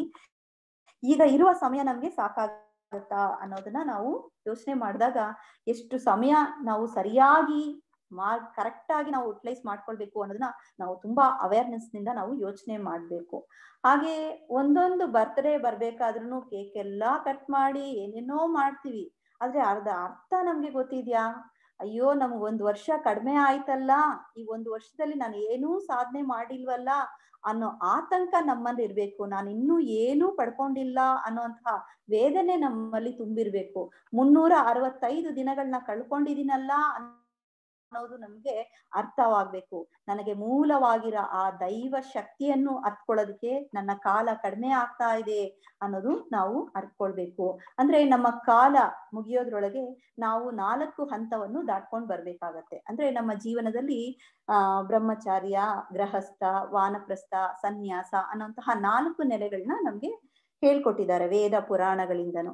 ಅದು ವೇದಾದ್ರಿ ಮಹರ್ಷಿಗಳು ಸಹ ನಮಗೆ ಆರಂಭ ನೆಲೆಯಲ್ಲಿಯೇ ಬ್ರಹ್ಮಚಾರ್ಯ ಅಂದ್ರೆ ಏನು, ಗೃಹಸ್ಥ, ವಾನಪ್ರಸ್ಥ, ಸನ್ಯಾಸ ಇದೆಲ್ಲದರ ಅರ್ಥವನ್ನು ನಮ್ಗೆ ತಿಳಿಸ್ಕೊಟ್ಟಿದ್ದಾರೆ ಆರಂಭದಿಂದನೇ. ಅವಾಗ ಬ್ರಹ್ಮಚಾರ್ಯ ಅಂತಂದ್ರೆ ಬ್ರಹ್ಮ ಅಂದ್ರೆ ಬ್ರಹ್ಮನನ್ನು ಅರಿತು ಅದೇ ರೀತಿ ನಾವು ಬದುಕೋದು, ಅಂದ್ರೆ ದೈವವನ್ನು ಅರಿತು ನಾವು ಧರ್ಮ ಮಾರ್ಗದಲ್ಲಿ ನಾವು ಜೀವನ ಮಾಡ್ಬೇಕು ಅನ್ನೋದೇ ಬ್ರಹ್ಮಚಾರ್ಯ. ಗೃಹಸ್ಥ ಅಂದ್ರೆ ಧರ್ಮ ಅಂದ್ರೆ ನಾವು ಬೆಳೆಯೋದಿಕ್ಕೆ ಈ ಸಮಾಜದಿಂದ ಎಲ್ಲಾ ಋಣವನ್ನು ಪಡ್ಕೊಂಡಿರ್ತೀವಿ. ಅವಾಗ ಈ ಋಣ ಎಲ್ಲ ನಾವು ಸಮಾಜಕ್ಕೆ ತಿರುಗಿಸ್ಬೇಕಲ್ಲ, ಅವಾಗ ಗೃಹಸ್ಥ ಆಶ್ರಮದಿಂದನೇ ನಾವು ತಿರುಗಿಸೋದಿಕ್ಕೆ ಸಾಧ್ಯ ಆಗತ್ತೆ. ಅದೇ ರೀತಿ ವಾನಪ್ರಸ್ಥ ಅಂತಂದಾಗ ನಾವು ಪಡೆದಂತಹ ದೈವ ಜ್ಞಾನವನ್ನ ಅನುಭವಿಸಿ, ವಾನ್ ಅಂದ್ರೆ ಆಕಾಶ, ಅಂದ್ರೆ ಆಕಾಶ ಕಣಗಳ ಆ ಅನುಭವವನ್ನು ಪಡೆಯೋದಿಕ್ಕೆ ತಾನು ಪಡೆದಂತಹ ದೈವ ಜ್ಞಾನದ ಬಗ್ಗೆ ಅನುಭವಿಸಿ ಬಾಳುವುದೇ ವಾನಪ್ರಸ್ಥ, ಆಕಾಶ ಬಗ್ಗೆಯ ದೈವದ ಬಗ್ಗೆಯ ಚಿಂತನೆ. ನಂತರ ಸನ್ಯಾಸ ಜೀವನ ಅಂದ್ರೆ ಸತ್ಯದ ಜೊತೆಗೆ ನ್ಯಾಸ ಅಂದ್ರೆ ಜೀವಿಸುವುದು, ಅಂದ್ರೆ ಸತ್ಯದ ಜೊತೆನೇ ನಾವು ಇರುವುದು ಅನ್ನೋದೇ ಸನ್ಯಾಸ.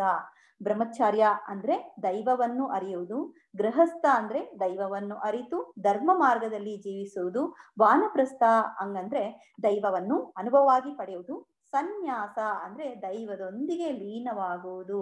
ಹೀಗೆ ನಾವು ಇರುವಾಗಲೇ ಈ ನಮ್ಮ ಕರ್ತವ್ಯವನ್ನು ಅರಿತು ನಾವು ಧರ್ಮ ಮಾರ್ಗದಲ್ಲಿ ನಡೆದು ಇತರರು ಹೇಗೆ ಬದುಕಬೇಕು ಅನ್ನೋದನ್ನ ನಾವು ಅವ್ರಿಗೂ ಮಾರ್ಗದರ್ಶಕವಾಗಿ ಇದ್ದು ಕಷ್ಟದಲ್ಲಿರೋರ್ಗೆ ಸಹಾಯ ಮಾಡಿ ನಾವು ಬದುಕಬೇಕು.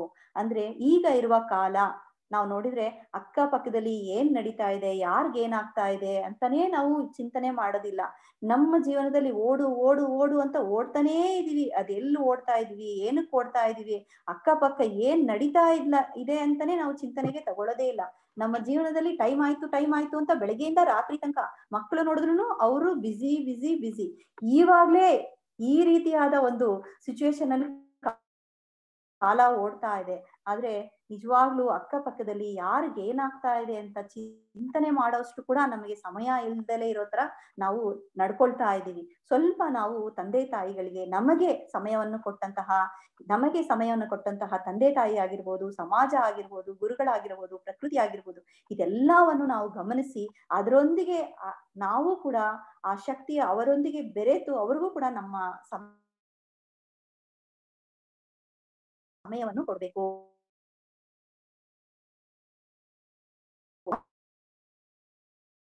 ಅವ್ರ ವೈಫ್ ಅಲ್ಲಿದ್ರು. ನಮ್ ತಂದೆಗೆ ಅವ್ರ ವೈಫ್ ತುಂಬಾ ಪರಿಚಯ ಆಗಿದ್ರಿಂದ ಅವ್ರನ್ನ ಮಾತಾಡ್ಸ್ತಾ ಇದ್ರು. ಅವಾಗ ಅವರ ವೈಫ್ ಹತ್ರ ಹೇಳ್ತಾ ಇದ್ರು, ಅಮ್ಮ ಡಾಕ್ಟರ್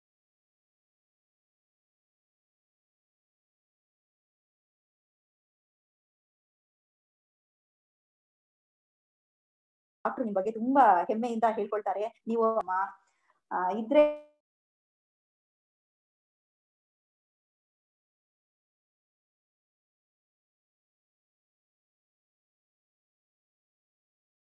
ನೋಡಿ ನಿನ್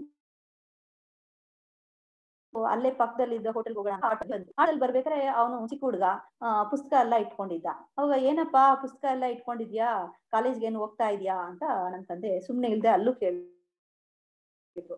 ಅವಾಗ ಅವನು ಆ ಹುಡುಗ ಹೇಳ್ತಾನೆ, ಇಲ್ಲ ಸರ್ ಮನೆಯಲ್ಲಿ ಕಷ್ಟ, ಅದಕ್ಕೆ ನಾನು ನೈಟ್ ಕ್ಲಾಸ್ಗೆ ಹೋಗ್ತಾ ಇದ್ದೀನಿ, ಡೇ ಟೈಮಲ್ಲಿ ಆಟೋ ತಂದೆ. ಈ ಚಿಕ್ಕ ವಯಸ್ಸಲ್ಲಿ ಎಷ್ಟು ರೆಸ್ಪಾನ್ಸಿಬಲ್ ಆಗಿ ಇದೆಯಪ್ಪ, ವಿಧಿನೇ ನೀನು ಕಷ್ಟ ಪಡ್ಬೇಕು ಅಂತ ಇದ್ರೂನು ನಿನ್ನ ಶ್ರಮಕ್ಕೆ ಒಳ್ಳೆಯ ಜೀವನವನ್ನು ರೂಪಿಸ್ದೆ, ಹುಮ್ಮಸ್ಸಿನಿಂದ ಸಂತೋಷದಿಂದ ಇರಪ್ಪ ಅಂತ ನನ್ನ ತಂದೆ ಹೇಳಿದ್ರು. ಆಗ ಆ ಹುಡುಗನು ಖುಷಿಯಾಗಿ ಎಲ್ಲಾ ನಿಮ್ಮ ಆಶೀರ್ವಾದ ಸ್ವಾಮಿ ಅಂತ ಹೇಳ್ದ.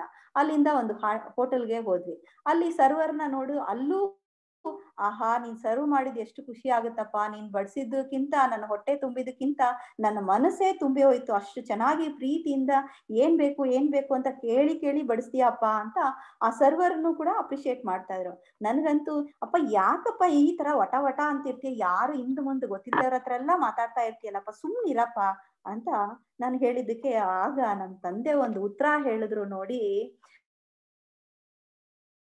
ಇರ್ಬೇಕಾರೆ ಅವ್ರ ಫ್ರೆಂಡ್ ಒಬ್ರು ಒಂದಿನ ಅವ್ರ ಹತ್ರ ಬಂದು ಏನೋ ಮಾತಾಡಕ್ಕೆ ಅಂತ ಬಂದ್ರಂತೆ.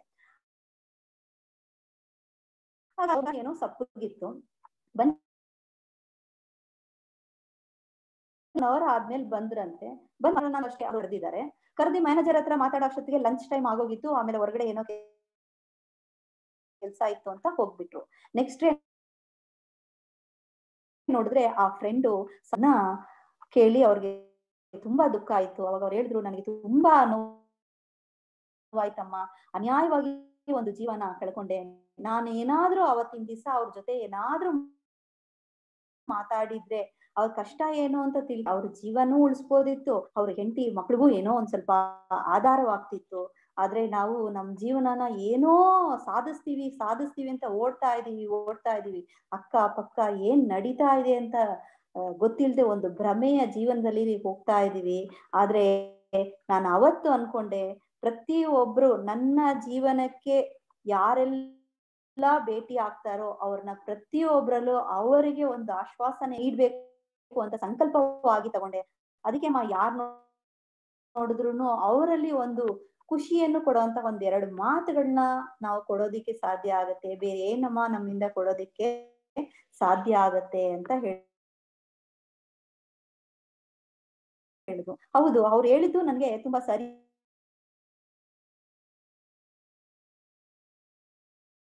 ಬದುಕ್ತಾ ಇದೀವಿ ಅಂದ್ರೆ ಕಾಲ ಸಮಯ ಸ್ಪೆಂಡ್ ಇರ್ತಾರೆ, ಅವರ ಜೀವನ ನಮ್ಗೆ ಎಷ್ಟು ಸ್ಪೆಂಡ್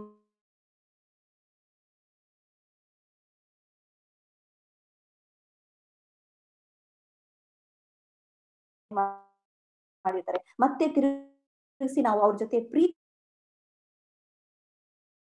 ನಾವು ತಿರುಗಿಸಿ ನಾವು ಎರಡು ನಗು ನಂಬಿಕೆಯ ಮಾತು, ಅಮ್ಮ ನಾನಿದ್ದೀನಿ ನಿನ್ ಜೊತೆ ಅನ್ನೋಂತ ಎರಡು ಮಾತುಗಳು ಅಷ್ಟೇ. ಅದೇ ರೀತಿ ನಮಗೆ ಸಹಾಯ ಮಾಡ್ತಾ ಇದ್ದ ಸಮಾಜದಲ್ಲಿ ಎಷ್ಟೋ ಜನರು ಪ್ರೀತಿ ಕೊಡ್ತಾ ಇದ್ದೀವಾ, ಇವ್ರಿಗೆಲ್ಲ ಒಂದು ನಂಬಿಕೆ ಕೊಡ್ತೀವಾ, ಒಂದು ಆಶ್ವಾಸನೆಯನ್ನು ಕೊಡ್ತಾ ಇದೀವಾ, ಯೋಚನೆ ಮಾಡಿದ್ರೆ ಇವರೆಲ್ಲರ ಋಣವನ್ನು ನಾವು ಇರುವ ಕಾಲದಲ್ಲಿ ತೀರ್ಸೋದಿಕ್ಕೆ ನಮ್ಗೆ ಟೈಮ್ ಸಾಕಾಗುತ್ತಾ? ಯೋಚನೆ ಮಾಡಿ ನೋಡಿ. ಒಂದು ದಿನಕ್ಕೆ 86,040 ಸೆಕೆಂಡ್ ಒಂದು ದಿನಕ್ಕೆ ದೈವ ಕೊಟ್ಟಿರುವಂತಹ ಸಮಯ. ಈ ಟೈಮ್ ಅನ್ನೋದು ನಮ್ಗೆ ಒಂದು ಕೊಡ್ತೀವಿ. ಅವೇನೋ ಫ್ರೆಂಡ್ಸ್ ಜೊತೆ ಹೋಗ್ಬೇಕು, ಪಾಕೆಟ್ ಮನಿ ಬೇಕು ಅಂತ ಕೇಳ್ತಾರೆ, ಒಂದ್ 500 ರೂಪಾಯಿ ನಾವು ಕೊಡ್ತೀವಿ. ಆದ್ರೆ ಅವುಗಳು ಹೊರಗಡೆ ಹೋಗಿ ಮನೆಗೆ ಬಂದ್ಮೇಲೆ ನಾವೇನ್ ಮಾಡ್ತೀವಿ, ಅವರು ಒಂದ್ ಏನೋ ಒಂದು ಉತ್ತರ ಹೇಳ್ತಾರೆ. 200 ರೂಪಾಯಿಗೆ ನಾನು ಫ್ರೆಂಡ್ಗೆ ಗಿಫ್ಟ್ ಕೊಟ್ಟಿತ್ತು, ಆಮೇಲೆ ಇನ್ನೊಂದು 50 ರೂಪಾಯಿ ಆಟೋಗೆ ಆಯ್ತಮ್ಮ, ಇನ್ನೊಂದು ಸ್ವಲ್ಪ ಚಿಲ್ಲರೆ ನನ್ನ ಹತ್ರ ಇದೆ ಅಮ್ಮ ಅಂತ ಕೇಳ್ಬೇಕಾದ್ರೆ ನಮ್ಗೆ ಒಂಚೂರು ಸಮಾಧಾನ ಆಗುತ್ತೆ. ಅದೇ ಆ ಮಗು 500 ರೂಪಾಯಿನ ತಗೊಂಡೋಗಿ ಕುಡಿದು ಗಂಜಾ ಹೊಡೆದು ರೋಡ್ ಸೈಡ್ ಅಲ್ಲಿ ಎಲ್ಲಾದ್ರೂ ಬಿದ್ದಿದ್ರೆ ನಮ್ಗೆ ಹೆಂಗಿರುತ್ತೆ ಯೋಚನೆ ಮಾಡಿ ನೋಡಿ. ಯಾಕಪ್ಪ ಇವನ್ಗೆ 500 ರೂಪಾಯಿ ನಾವು ಕೊಟ್ವಿ ಅಂತ ನಾವು ಯೋಚನೆ ಮಾಡ್ತೀವಾ ಇಲ್ವಾ? ಹಾಗಾದ್ರೆ ದೈವ ನಮ್ಗೆ ಇಷ್ಟು ಟೈಮ್ನ ಕೊಟ್ಟಿದೆಯಲ್ಲ, ಈ ಟೈಮ್ನ ನಾವು ದೇವ್ರಿಗೆ ಮತ್ತೆ ಲೆಕ್ಕ ಹೇಳ್ಬೇಕು. ಟೈಮ್ ದೇವ್ರು ನಮ್ಗೆ ಕೊಟ್ಟಿರೋದು ಯಾಕೆ? ಟಿವಿ ನೋಡಕ್ಕ, ಮೊಬೈಲ್ ನೋಡಕ್ಕ, ಅವರಿವರ ಮೇಲೆ ಸಲ್ಲದ ಇಲ್ಲ ಇರೋಂತ ವಿಚಾರಗಳನ್ನ ಮಾತನಾಡಿ ನಮ್ಮ ಟೈಮ್ ವೇಸ್ಟ್ ಮಾಡ್ಕೊಳ್ಳೋದಿಕ್ಕ? ಭಗವದ್ಗೀತೆನಲ್ಲಿ ಒಂದು ವಾಕ್ಯ ಇದೆ, ಅಂತಿಮ ದಿನದ ತೀರ್ಪನ್ನ ಮನಸ್ಸಿನಲ್ಲಿ ಇಟ್ಕೊಂಡು ಅಂತಿಮ ದಿನದ ಕಾರ್ಯವನ್ನು, ನಮ್ಮ ಭಾವನೆಯನ್ನು, ಈ ದಿನವನ್ನು ನಾವು ಕಳೆಯಬೇಕು. ಅಂದ್ರೆ ನಮ್ಮ ಜೀವನದ ಒಂದೊಂದು ಕ್ಷಣವನ್ನು ನಾವು ದೇವರಿಗೆ ಇವರಿಗೆ ಲೆಕ್ಕ ಹೇಳ್ಬೇಕಾಗಿದೆ. ನಮ್ಗಿರೋ ಬಂದು 80 ಈಗ ಆಲ್ರೆಡಿ ಇವಾಗ ನಾವು 50 ಕ್ರಾಸ್ ಆಗ್ತಾ ಇದೀವಿ. ಇನ್ನು ಇರೋ ಅಂತಹ 30 ವರ್ಷದಲ್ಲಿ ಅರ್ಧ ನಿದ್ರೆನಲ್ಲೇ ಕಳಿತೀವಿ. ಇನ್ನು ಅರ್ಧ ಟಿವಿ, ಮೊಬೈಲು, ಚಿಂತೆ, ದುಃಖ, ನೋವು, ಸಂಕಟ, ವೇದನೆ ಎಕ್ಸೆಟ್ರಾದಲ್ಲಿ ಇನ್ನೂ ಕಾಲ್ವಾಗ ಕೈ ನೋವು, ಕಾಲ್ ನೋವು, ತಲೆನೋವು, ರೋಗ ಈ ರೀತಿ ಕಳಿತೀವಿ. ಹಾಗಾದ್ರೆ ಯಾವಾಗ ನಾವು ನಮ್ಮ ಜೀವನದ ಉದ್ದೇಶವನ್ನು ಅರಿಯುವುದು, ಆತ್ಮ ಅನುಭವವನ್ನು ಪಡೆಯುವುದು, ಆತ್ಮ ಸಾಕ್ಷಾತ್ಕಾರವನ್ನು ಪಡೆಯುವುದು, ದೈವ ಅನುಭವವನ್ನು ಪಡೆಯೋದು ಟೈಮ್ ಇದೆಯಾ? ಈಗ ಕಾಲ ಇರ್ಬೇಕಾದ್ರೇನೆ ನಾವು ಎಚ್ಚೆತ್ಕೊಳ್ಬೇಕು. ದೇವರು ಕೊಟ್ಟಿರುವ ಒಂದೊಂದು ಕ್ಷಣವನ್ನು ನಾವು ಗಮನದಲ್ಲಿ ಇಟ್ಕೋಬೇಕು. ಅಂದ್ರೆ ಒಂದೊಂದು ಸೆಕೆಂಡು ನಾವು ಗಡಿಯಾರವನ್ನು ಕೌಂಟ್ ಮಾಡ್ತಾ ಇದೀವಿ. ನಾವು ಗಡಿಯಾರವನ್ನ ಕೌಂಟ್ ಮಾಡ್ತಾ ಇದೀವಿ ಅಲ್ಲ, ಗಡಿಯಾರನೇ ನನ್ನ ಕಾಲವನ್ನು, ನಮ್ಮ ಕಾಲವನ್ನು ಲೆಕ್ಕ ಮಾಡಿ ಹೇಳ್ತಾ ಇದೆ. ಗಡಿಯಾರನೇ ನಿನಗೆ ಎಷ್ಟು ಕಾಲ ಇದೆ ಅನ್ನೋದನ್ನ ಸೆಕೆಂಡು ಅಳತೆ ಮಾಡಿ ನಮ್ಗೆ ಹೇಳ್ತಾ ಇದೆ. ಒಂದು ದಿನ ಡೇಟ್ ಹರಿಬೇಕಾದ್ರೆ ನಮ್ಮ ಮನಸ್ಸಿನ ಒಂದು ದಿನ ವ್ಯರ್ಥವಾಗಿ ಕಳೆದಿದೀವಲ್ಲ ಅನ್ನೋದನ್ನ ಯೋಚನೆ ಮಾಡ್ಬೇಕು. ಒಂದು ತಿಂಗಳ ಕ್ಯಾಲೆಂಡರ್ನ ತಿರುಗಿಸ್ಬೇಕಾದ್ರೆ ಒಂದು ತಿಂಗಳನ್ನ ಯಾವ ರೀತಿ ನಾವು ವೇಸ್ಟ್ ಮಾಡ್ಕೊಂಡಿದೀವಿ ಅನ್ನೋದನ್ನ ತಿಳ್ಕೊಳ್ಬೇಕು. ಎಷ್ಟು ಅಚ್ಚೊತ್ತುಗಳನ್ನ ನಾವು ಮಾಡ್ಕೊಂಡ್ ಬಿಟ್ಟಿದೀವಿ, ಇದನ್ನ ಹೇಗೆ ನಾವು ನಿವಾರಣೆ ಮಾಡ್ಬೇಕು ಅನ್ನೋದು ಚಿಂತನೆ ನಮ್ಗಿರ್ಬೇಕು. ಒಂದು ವರ್ಷ ಟರ್ನ್ ಆಗ್ಬೇಕಾರೆ ಅಯ್ಯೋ 365 ದಿನಗಳು ಕಳೆದು ಹೋಯ್ತಲ್ಲ ಅನ್ನೋ ಚಿಂತನೆ ನಮ್ಗೆ ಬರ್ಬೇಕು. ಇನ್ನು ಉಳಿದಿರೋದು ಎಷ್ಟು ಸಮಯ ಇದೆ ಅನ್ನುವಂತಹ ಪ್ರಜ್ಞಾನೆಲೆ ನಮ್ಮಲ್ಲಿ ಇರ್ಬೇಕು. ನಾವು ಇಲ್ಲಿ ತಿಂದು ಉಂಡು ಕಾಲ ಕಳಿಯೋದಿಕ್ಕಲ್ಲ ಬಂದಿರೋದು. ನಾನು ಕಾಲಾತೀತವಾದ ದೈವ ಶಕ್ತಿಯನ್ನು ಪಡೆಯೋದಿಕ್ಕೆ, ಅದಕ್ಕೆ ಪವಿತ್ರವಾದ ಸಮಯವನ್ನು ನನಗೆ ಕೊಟ್ಟಿರೋದು. ಅದಕ್ಕೆ ಪವಿತ್ರವಾದ ಸಮಯವನ್ನು ನನಗೆ ಕೊಟ್ಟಿದೆ. ನಿರ್ದಿಷ್ಟ ಕಾಲ ಅಷ್ಟೇ. ಮಾವಿನ ಮರದಿಂದ ಒಂದು ಹಣ್ಣು ಕಿತ್ತ ಮೇಲೆ ಅದು ಮತ್ತೆ ಮರವನ್ನು ಸೇರೋಲ್ಲ. ಕೆಚ್ಚಲಿನಿಂದ ಹಾಲು ಕರೆದ ಮೇಲೆ ಅದು ಮತ್ತೆ ಹಸುವನ್ನು ಸೇರೋದಿಲ್ಲ. ಶಂಖದಿಂದ ಹೊರಗೆ ಬಂದ ನಾದ ಮತ್ತೆ ಶಂಖವನ್ನು ಸೇರೋದಿಲ್ಲ. ಹಾಗೆ ಒಮ್ಮೆ ಕಳೆದು ಹೋದ ಕಾಲ ಮತ್ತೆ ನಮ್ಗೆ ಸಿಗೋದಿಲ್ಲ. ಕಾಲ ಇರ್ಬೇಕಾದ್ರೆ ಜೀವಿಸುವಾಗಲೇ ಕಾಲದ ಮಹತ್ವವನ್ನು ನಾವು ಅರ್ಥಕೊಳ್ಬೇಕು. ಅಂದ್ರೆ ಒಂದು ವ್ಯಾಪಾರಿ ಇದ್ದ, ಅವನು ಹೊರದೇಶಕ್ಕೆ ಹೋಗ್ಬೇಕಾಗಿತ್ತು. ಆಗ ಅವನೇನ್ ಮಾಡ್ತಾನೆ ಅಂದ್ರೆ ತನ್ನ ಕೆಲ್ಸದವ್ರಿಗೆ ಪ್ರತಿಯೊಬ್ಬರಿಗೂನು 1 ಲಕ್ಷ ರೂಪಾಯಿನ ಕೊಟ್ಟು ನಿಮ್ ಜೀವನನ ಸಮೃದ್ಧಿಯಾಗಿ ನಡ್ಸ್ಕೊಳ್ಳಿ ನಾನು ಹೋಗಿ ಬರೋವರೆಗೂ ಅಂತ ಹೇಳಿ ಅವನು ಕೊಟ್ಟೋಗ್ಬಿಡ್ತಾನೆ. ಅವಾಗ 4 ಜನರಿಗೆ 1 ಲಕ್ಷ ಕೊಟ್ಟಿರ್ತಾನೆ. ಅವಾಗ ಮೊದಲನೇ ಅವನು ಏನ್ ಮಾಡ್ತಾನೆ, ಆ 1 ಲಕ್ಷನ ವ್ಯಾಪಾರ ಮಾಡಿ 2 ಲಕ್ಷವಾಗಿ ಸಂಪಾದನೆ ಮಾಡಿ ಅವನ ಜೀವನನ ಒಂದೊಂದು ಹಂತಕ್ಕೆ ಬೆಳೆಸ್ಕೊಂಡು ಹೋಗ್ತಾನೆ. ಎರಡನೇ ಅವನು ಆ 1 ಲಕ್ಷನೇ ವ್ಯವಸಾಯ ಭೂಮಿನ ಖರೀದಿಸಿ ಬೆಳೆ ಬೆಳೆದು ಸಮಾಜದವರಿಗೆ ಬೇಕಾಗಿರುವಂತ ಆಹಾರ ದವಸ ಧಾನ್ಯಗಳನ್ನ ಬೆಳೆಸಿ ಸಹಾಯ ಮಾಡ್ತಾ ಬದುಕ್ತಾನೆ. ಮೂರನೇ ಅವನು ತನ್ನ ಕುಟುಂಬಕ್ಕೆ ಬೇಕಾದ ಸೌಕರ್ಯಗಳನ್ನ, ಮನೆಯನ್ನ ಕಟ್ಟಿ ಅವನು ಸಂತೋಷವಾಗಿ ಅವನ ಜೀವನದಲ್ಲಿ ಬದುಕ್ತಾ ಬರ್ತಾನೆ. 4ನೇ ಅವನು ಸಂಪಾದನೆ ಇರ್ಲಿ, ಆ 1 ಲಕ್ಷವನ್ನು ವ್ಯಯ ಮಾಡ್ಕೊಂಡಿರ್ತಾನೆ. ಆಗ ಯಜಮಾನ್ರು 1 ವರ್ಷದ ನಂತರ ವಾಪಸ್ ಬಂದು ಕೇಳಿದಾಗ ಮೊದಲ 3 ಜನರು ಅವರವರ ಜೀವನದಲ್ಲಿ ಉನ್ನತಿ ಆಗಿರೋದನ್ನ ಕಂಡು ಆ ಯಜಮಾನ್ರಿಗೆ ತುಂಬಾ ಖುಷಿ ಆಗುತ್ತೆ. ಅಪ್ಪ, ನಾನು ಕೊಟ್ಟಿದಂತ 1 ಲಕ್ಷ ಸಾರ್ಥಕವಾಗಿದೆ, ಇವ್ರ ಜೀವನನ ಸಮೃದ್ಧಿಯಾಗಿ ಸಂತೋಷವಾಗಿ ಜೀವನ ನಡೆಸ್ತಾ ಇದ್ದಾರೆ, ಆನಂದವಾಗಿ ಜೀವನ ನಡೆಸ್ತಾ ಇದ್ದಾರೆ ಅಂತ ಅವನಿಗೆ ಖುಷಿ ಆಗುತ್ತೆ. 4ನೇ ಅವನು ಕೊಟ್ಟಿರೋ ಹಣನೂ ವ್ಯಯ ಮಾಡ್ಕೊಂಡು ಕಳ್ಕೊಂಡು ಇರ್ತಾನೆ. ಯಜಮಾನ್ರ ಹಣವನ್ನು ಕಳ್ಕೊಂಡಿದ್ದಕ್ಕಾಗಿ ಅವನು ಜೀವನ ಪೂರ್ತಿ, ಅವನ ಸಂತತಿಯವರು ಕೂಡ ಅವ್ರ ಮನೆಯಲ್ಲಿ ಜೀತಕ್ಕೆ ಕೆಲಸ ಮಾಡ್ಕೊಂಡಿರ್ತಾರೆ. ಅಂದ್ರೆ ಆ ಸಾಲವನ್ನು ತೀರ್ಸೋದಿಕ್ಕೋಸ್ಕರ. ಹಾಗೆ ನಮಗೆ ಕೊಟ್ಟ ಸಮಯದಲ್ಲಿ ನಮ್ಮ ಜೀವನವನ್ನು ಉನ್ನತಿಯಾಗಿಸ್ಕೊಳ್ಬೇಕು. ಅಂದ್ರೆ ಆತ್ಮ ಸಾಕ್ಷಾತ್ಕಾರವನ್ನು ಪಡೆದು ಸತ್ಯ ಜ್ಞಾನವನ್ನು ಪಡೆದು ನಾವು ಉನ್ನತಿ ಆಗ್ಬೇಕು. ಇಲ್ಲ ಅಂದ್ರೆ 4ನೇವನಂತೆ ಈ ಕಾಲಕ್ಕೆ ನಾವು ಸಾಲಗಾರರಾಗಿ ನಮ್ಮ ಕರ್ಮಗಳನ್ನು ಹೆಚ್ಚಿಸ್ಕೊಂಡು ನಮ್ಮ ಸಂತತಿಗೂ ಕೊಟ್ಟು ಹೋಗ್ಬೇಕಾಗತ್ತೆ.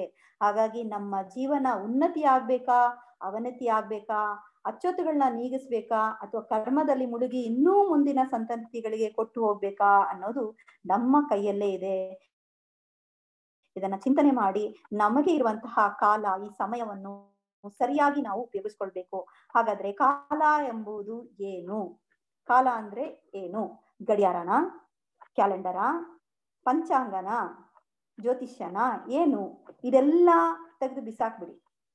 ಗಡಿಯಾರ, ಕ್ಯಾಲೆಂಡರ್, ಪಂಚಾಂಗ ಎಲ್ಲ ಬಿಸಾಕ್ಬಿಡಿ. ಅವಾಗ ಕಾಲ ನಿಂತೋಗುತ್ತಾ ಅಥವಾ ನನ್ನ ಜೀವನ ನಿಂತೋಗ್ಬಿಡುತ್ತಾ? ಇಲ್ಲ. ಹಾಗಾದ್ರೆ ಕಾಲ ಅಂದ್ರೆ ಏನು? ಕಾಲ ಅನ್ನೋದು ನಿತ್ಯ ನಿರಂತರವಾದದ್ದು. ಕಾಲ ಎಂಬುದೇ ದೈವ. ಕಾಲ ನಮ್ಮ ಕಣ್ಣು ಮುಂದೆನೇ ಇದೆ, ಆದ್ರೆ ನಾವು ನೋಡೋದಿಕ್ಕೆ ಸಾಧ್ಯ ಆಗೋದಿಲ್ಲ. ಕಾಲ ಅನ್ನೋದು ಅಳಿಯದ ವಸ್ತು. ಕಾಲವೇ ಚಿತ್ರಗುಪ್ತ. ಕಾಲನೇ ಅರಿವು ಶಕ್ತಿ. ಕಾಲನೇ ಸರ್ವಶಕ್ತಿ ಮಹಾಶಕ್ತಿ. ಕಾಲವೇ ಪ್ರಜ್ಞಾ ನೆಲೆಯೂ ಆಗಿದೆ. ಕಾಲ ಅನ್ನೋದೇ ಕಾಲಾತೀತವಾಗಿ ನಿರಂತರವಾಗಿ ಎಡೆಬಿಡದೆ ಎಲ್ಲೆಲ್ಲೂ ತುಂಬಿದೆ. ಆದ್ರೆ ಕಾಲವನ್ನ ನಾವು ನೋಡೋದಿಕ್ಕೆ ಸಾಧ್ಯವಾಗೋದಿಲ್ಲ. ಆದ್ರೆ ಕಾಲದಲ್ಲೇ ನಾವೆಲ್ಲರೂ ಬದುಕಿದೀವಿ ಅನ್ನೋದೇ ಸತ್ಯ. ಹಾಗಾದ್ರೆ ಕಾಲ ಅಂದ್ರೆ ನಾವು ಟೈಮ್ ಅಂತ ಅನ್ಕೊಂಡಿದೀವಿ. ಮಹರ್ಷಿ ಅವರು ಈ ಕಾಲಕ್ಕೆ ಒಂದು ಸೂಪರ್ ಆಗಿ ಸೈನ್ಸ್ ಪ್ರಕಾರ ಡೆಫಿನಿಷನ್ ಕೊಡ್ತಾರೆ. ಅಂದ್ರೆ ದೈವಕ್ಕೆ ಆದಿ ಅಂತ್ಯ ಇಲ್ಲ, ಅದಕ್ಕೆ ಕಾಲನೂ ಇಲ್ಲ. ದೈವಕ್ಕೆ ಕಾಲನೂ ಇಲ್ಲ, ಆದ್ರೆ ಎಲ್ಲವನ್ನು ಅದು ಕಾಲವಾಗಿ ಇದ್ದು ಅಳಿತಾ ಬರುತ್ತೆ. ಎಲ್ಲಾ ವಸ್ತುಗೂ ದೈವವೇ ಕಾಲವಾಗಿ ಇದೆ. ಅಂದ್ರೆ ಬಟ್ಟ ಬಯಲಿನಲ್ಲಿ ಯಾವ ಆಬ್ಜೆಕ್ಟೋ ಯಾವ ವಸ್ತುನೂ ಇಲ್ಲ. ಅಂದ್ರೆ ಅಲ್ಲಿ ಸೂರ್ಯ ಇಲ್ಲ, ಚಂದ್ರ ಇಲ್ಲ, ಹಾಗಾಗಿ ಅಲ್ಲಿ ಹಗಲು ರಾತ್ರಿನೋ ದಿನಗಳು ಕಾಲಗಳು ಇಲ್ಲವೇ ಇಲ್ಲ.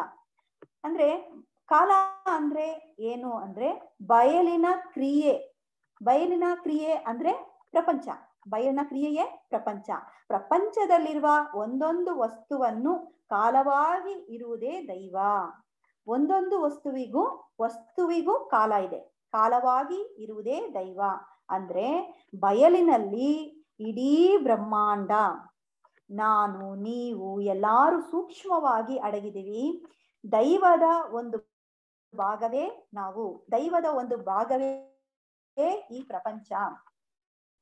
ಕಾಲಾತೀತವಾದ ಬಯಲು, ಕಾಲಾತೀತವಾದ ಈ ಬಯಲು, ಆದಿ ಅಂತ್ಯವಿಲ್ಲದ ಈ ಬಯಲು ಹೇಗೆ ಕಾಲ ಆಗುತ್ತೆ ಅಂದ್ರೆ ದೈವ ತನ್ನೊಳಗೆ ಇದ್ದಂತಹ ಶಕ್ತಿಯನ್ನ ವ್ಯಕ್ತಗೊಳಿಸುತ್ತೆ.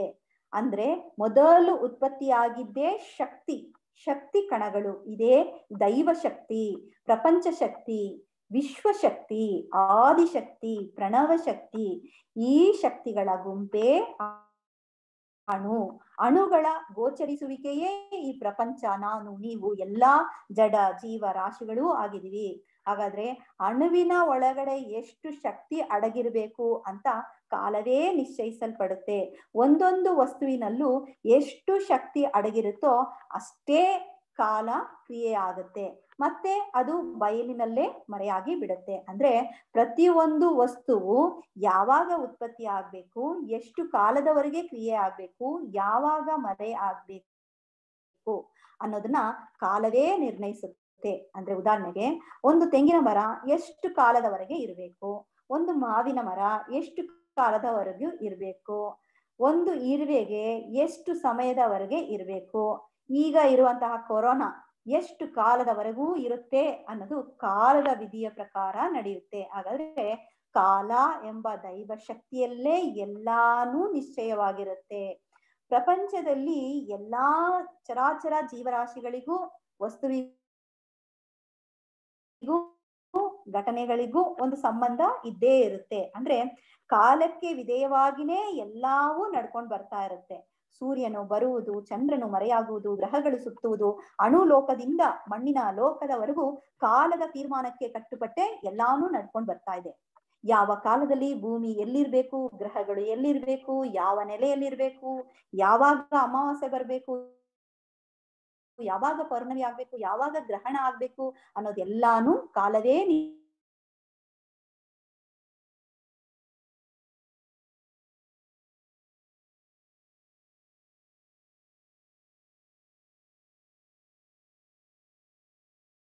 ನಿಶ್ಚಯಿಸಲ್ಪಡುತ್ತೆ. ಅದೇ ರೀತಿ ಅಂದ್ರೆ ಅದೇ ಭೂಮಿ ಒಂದು ದಿನಕ್ಕೆ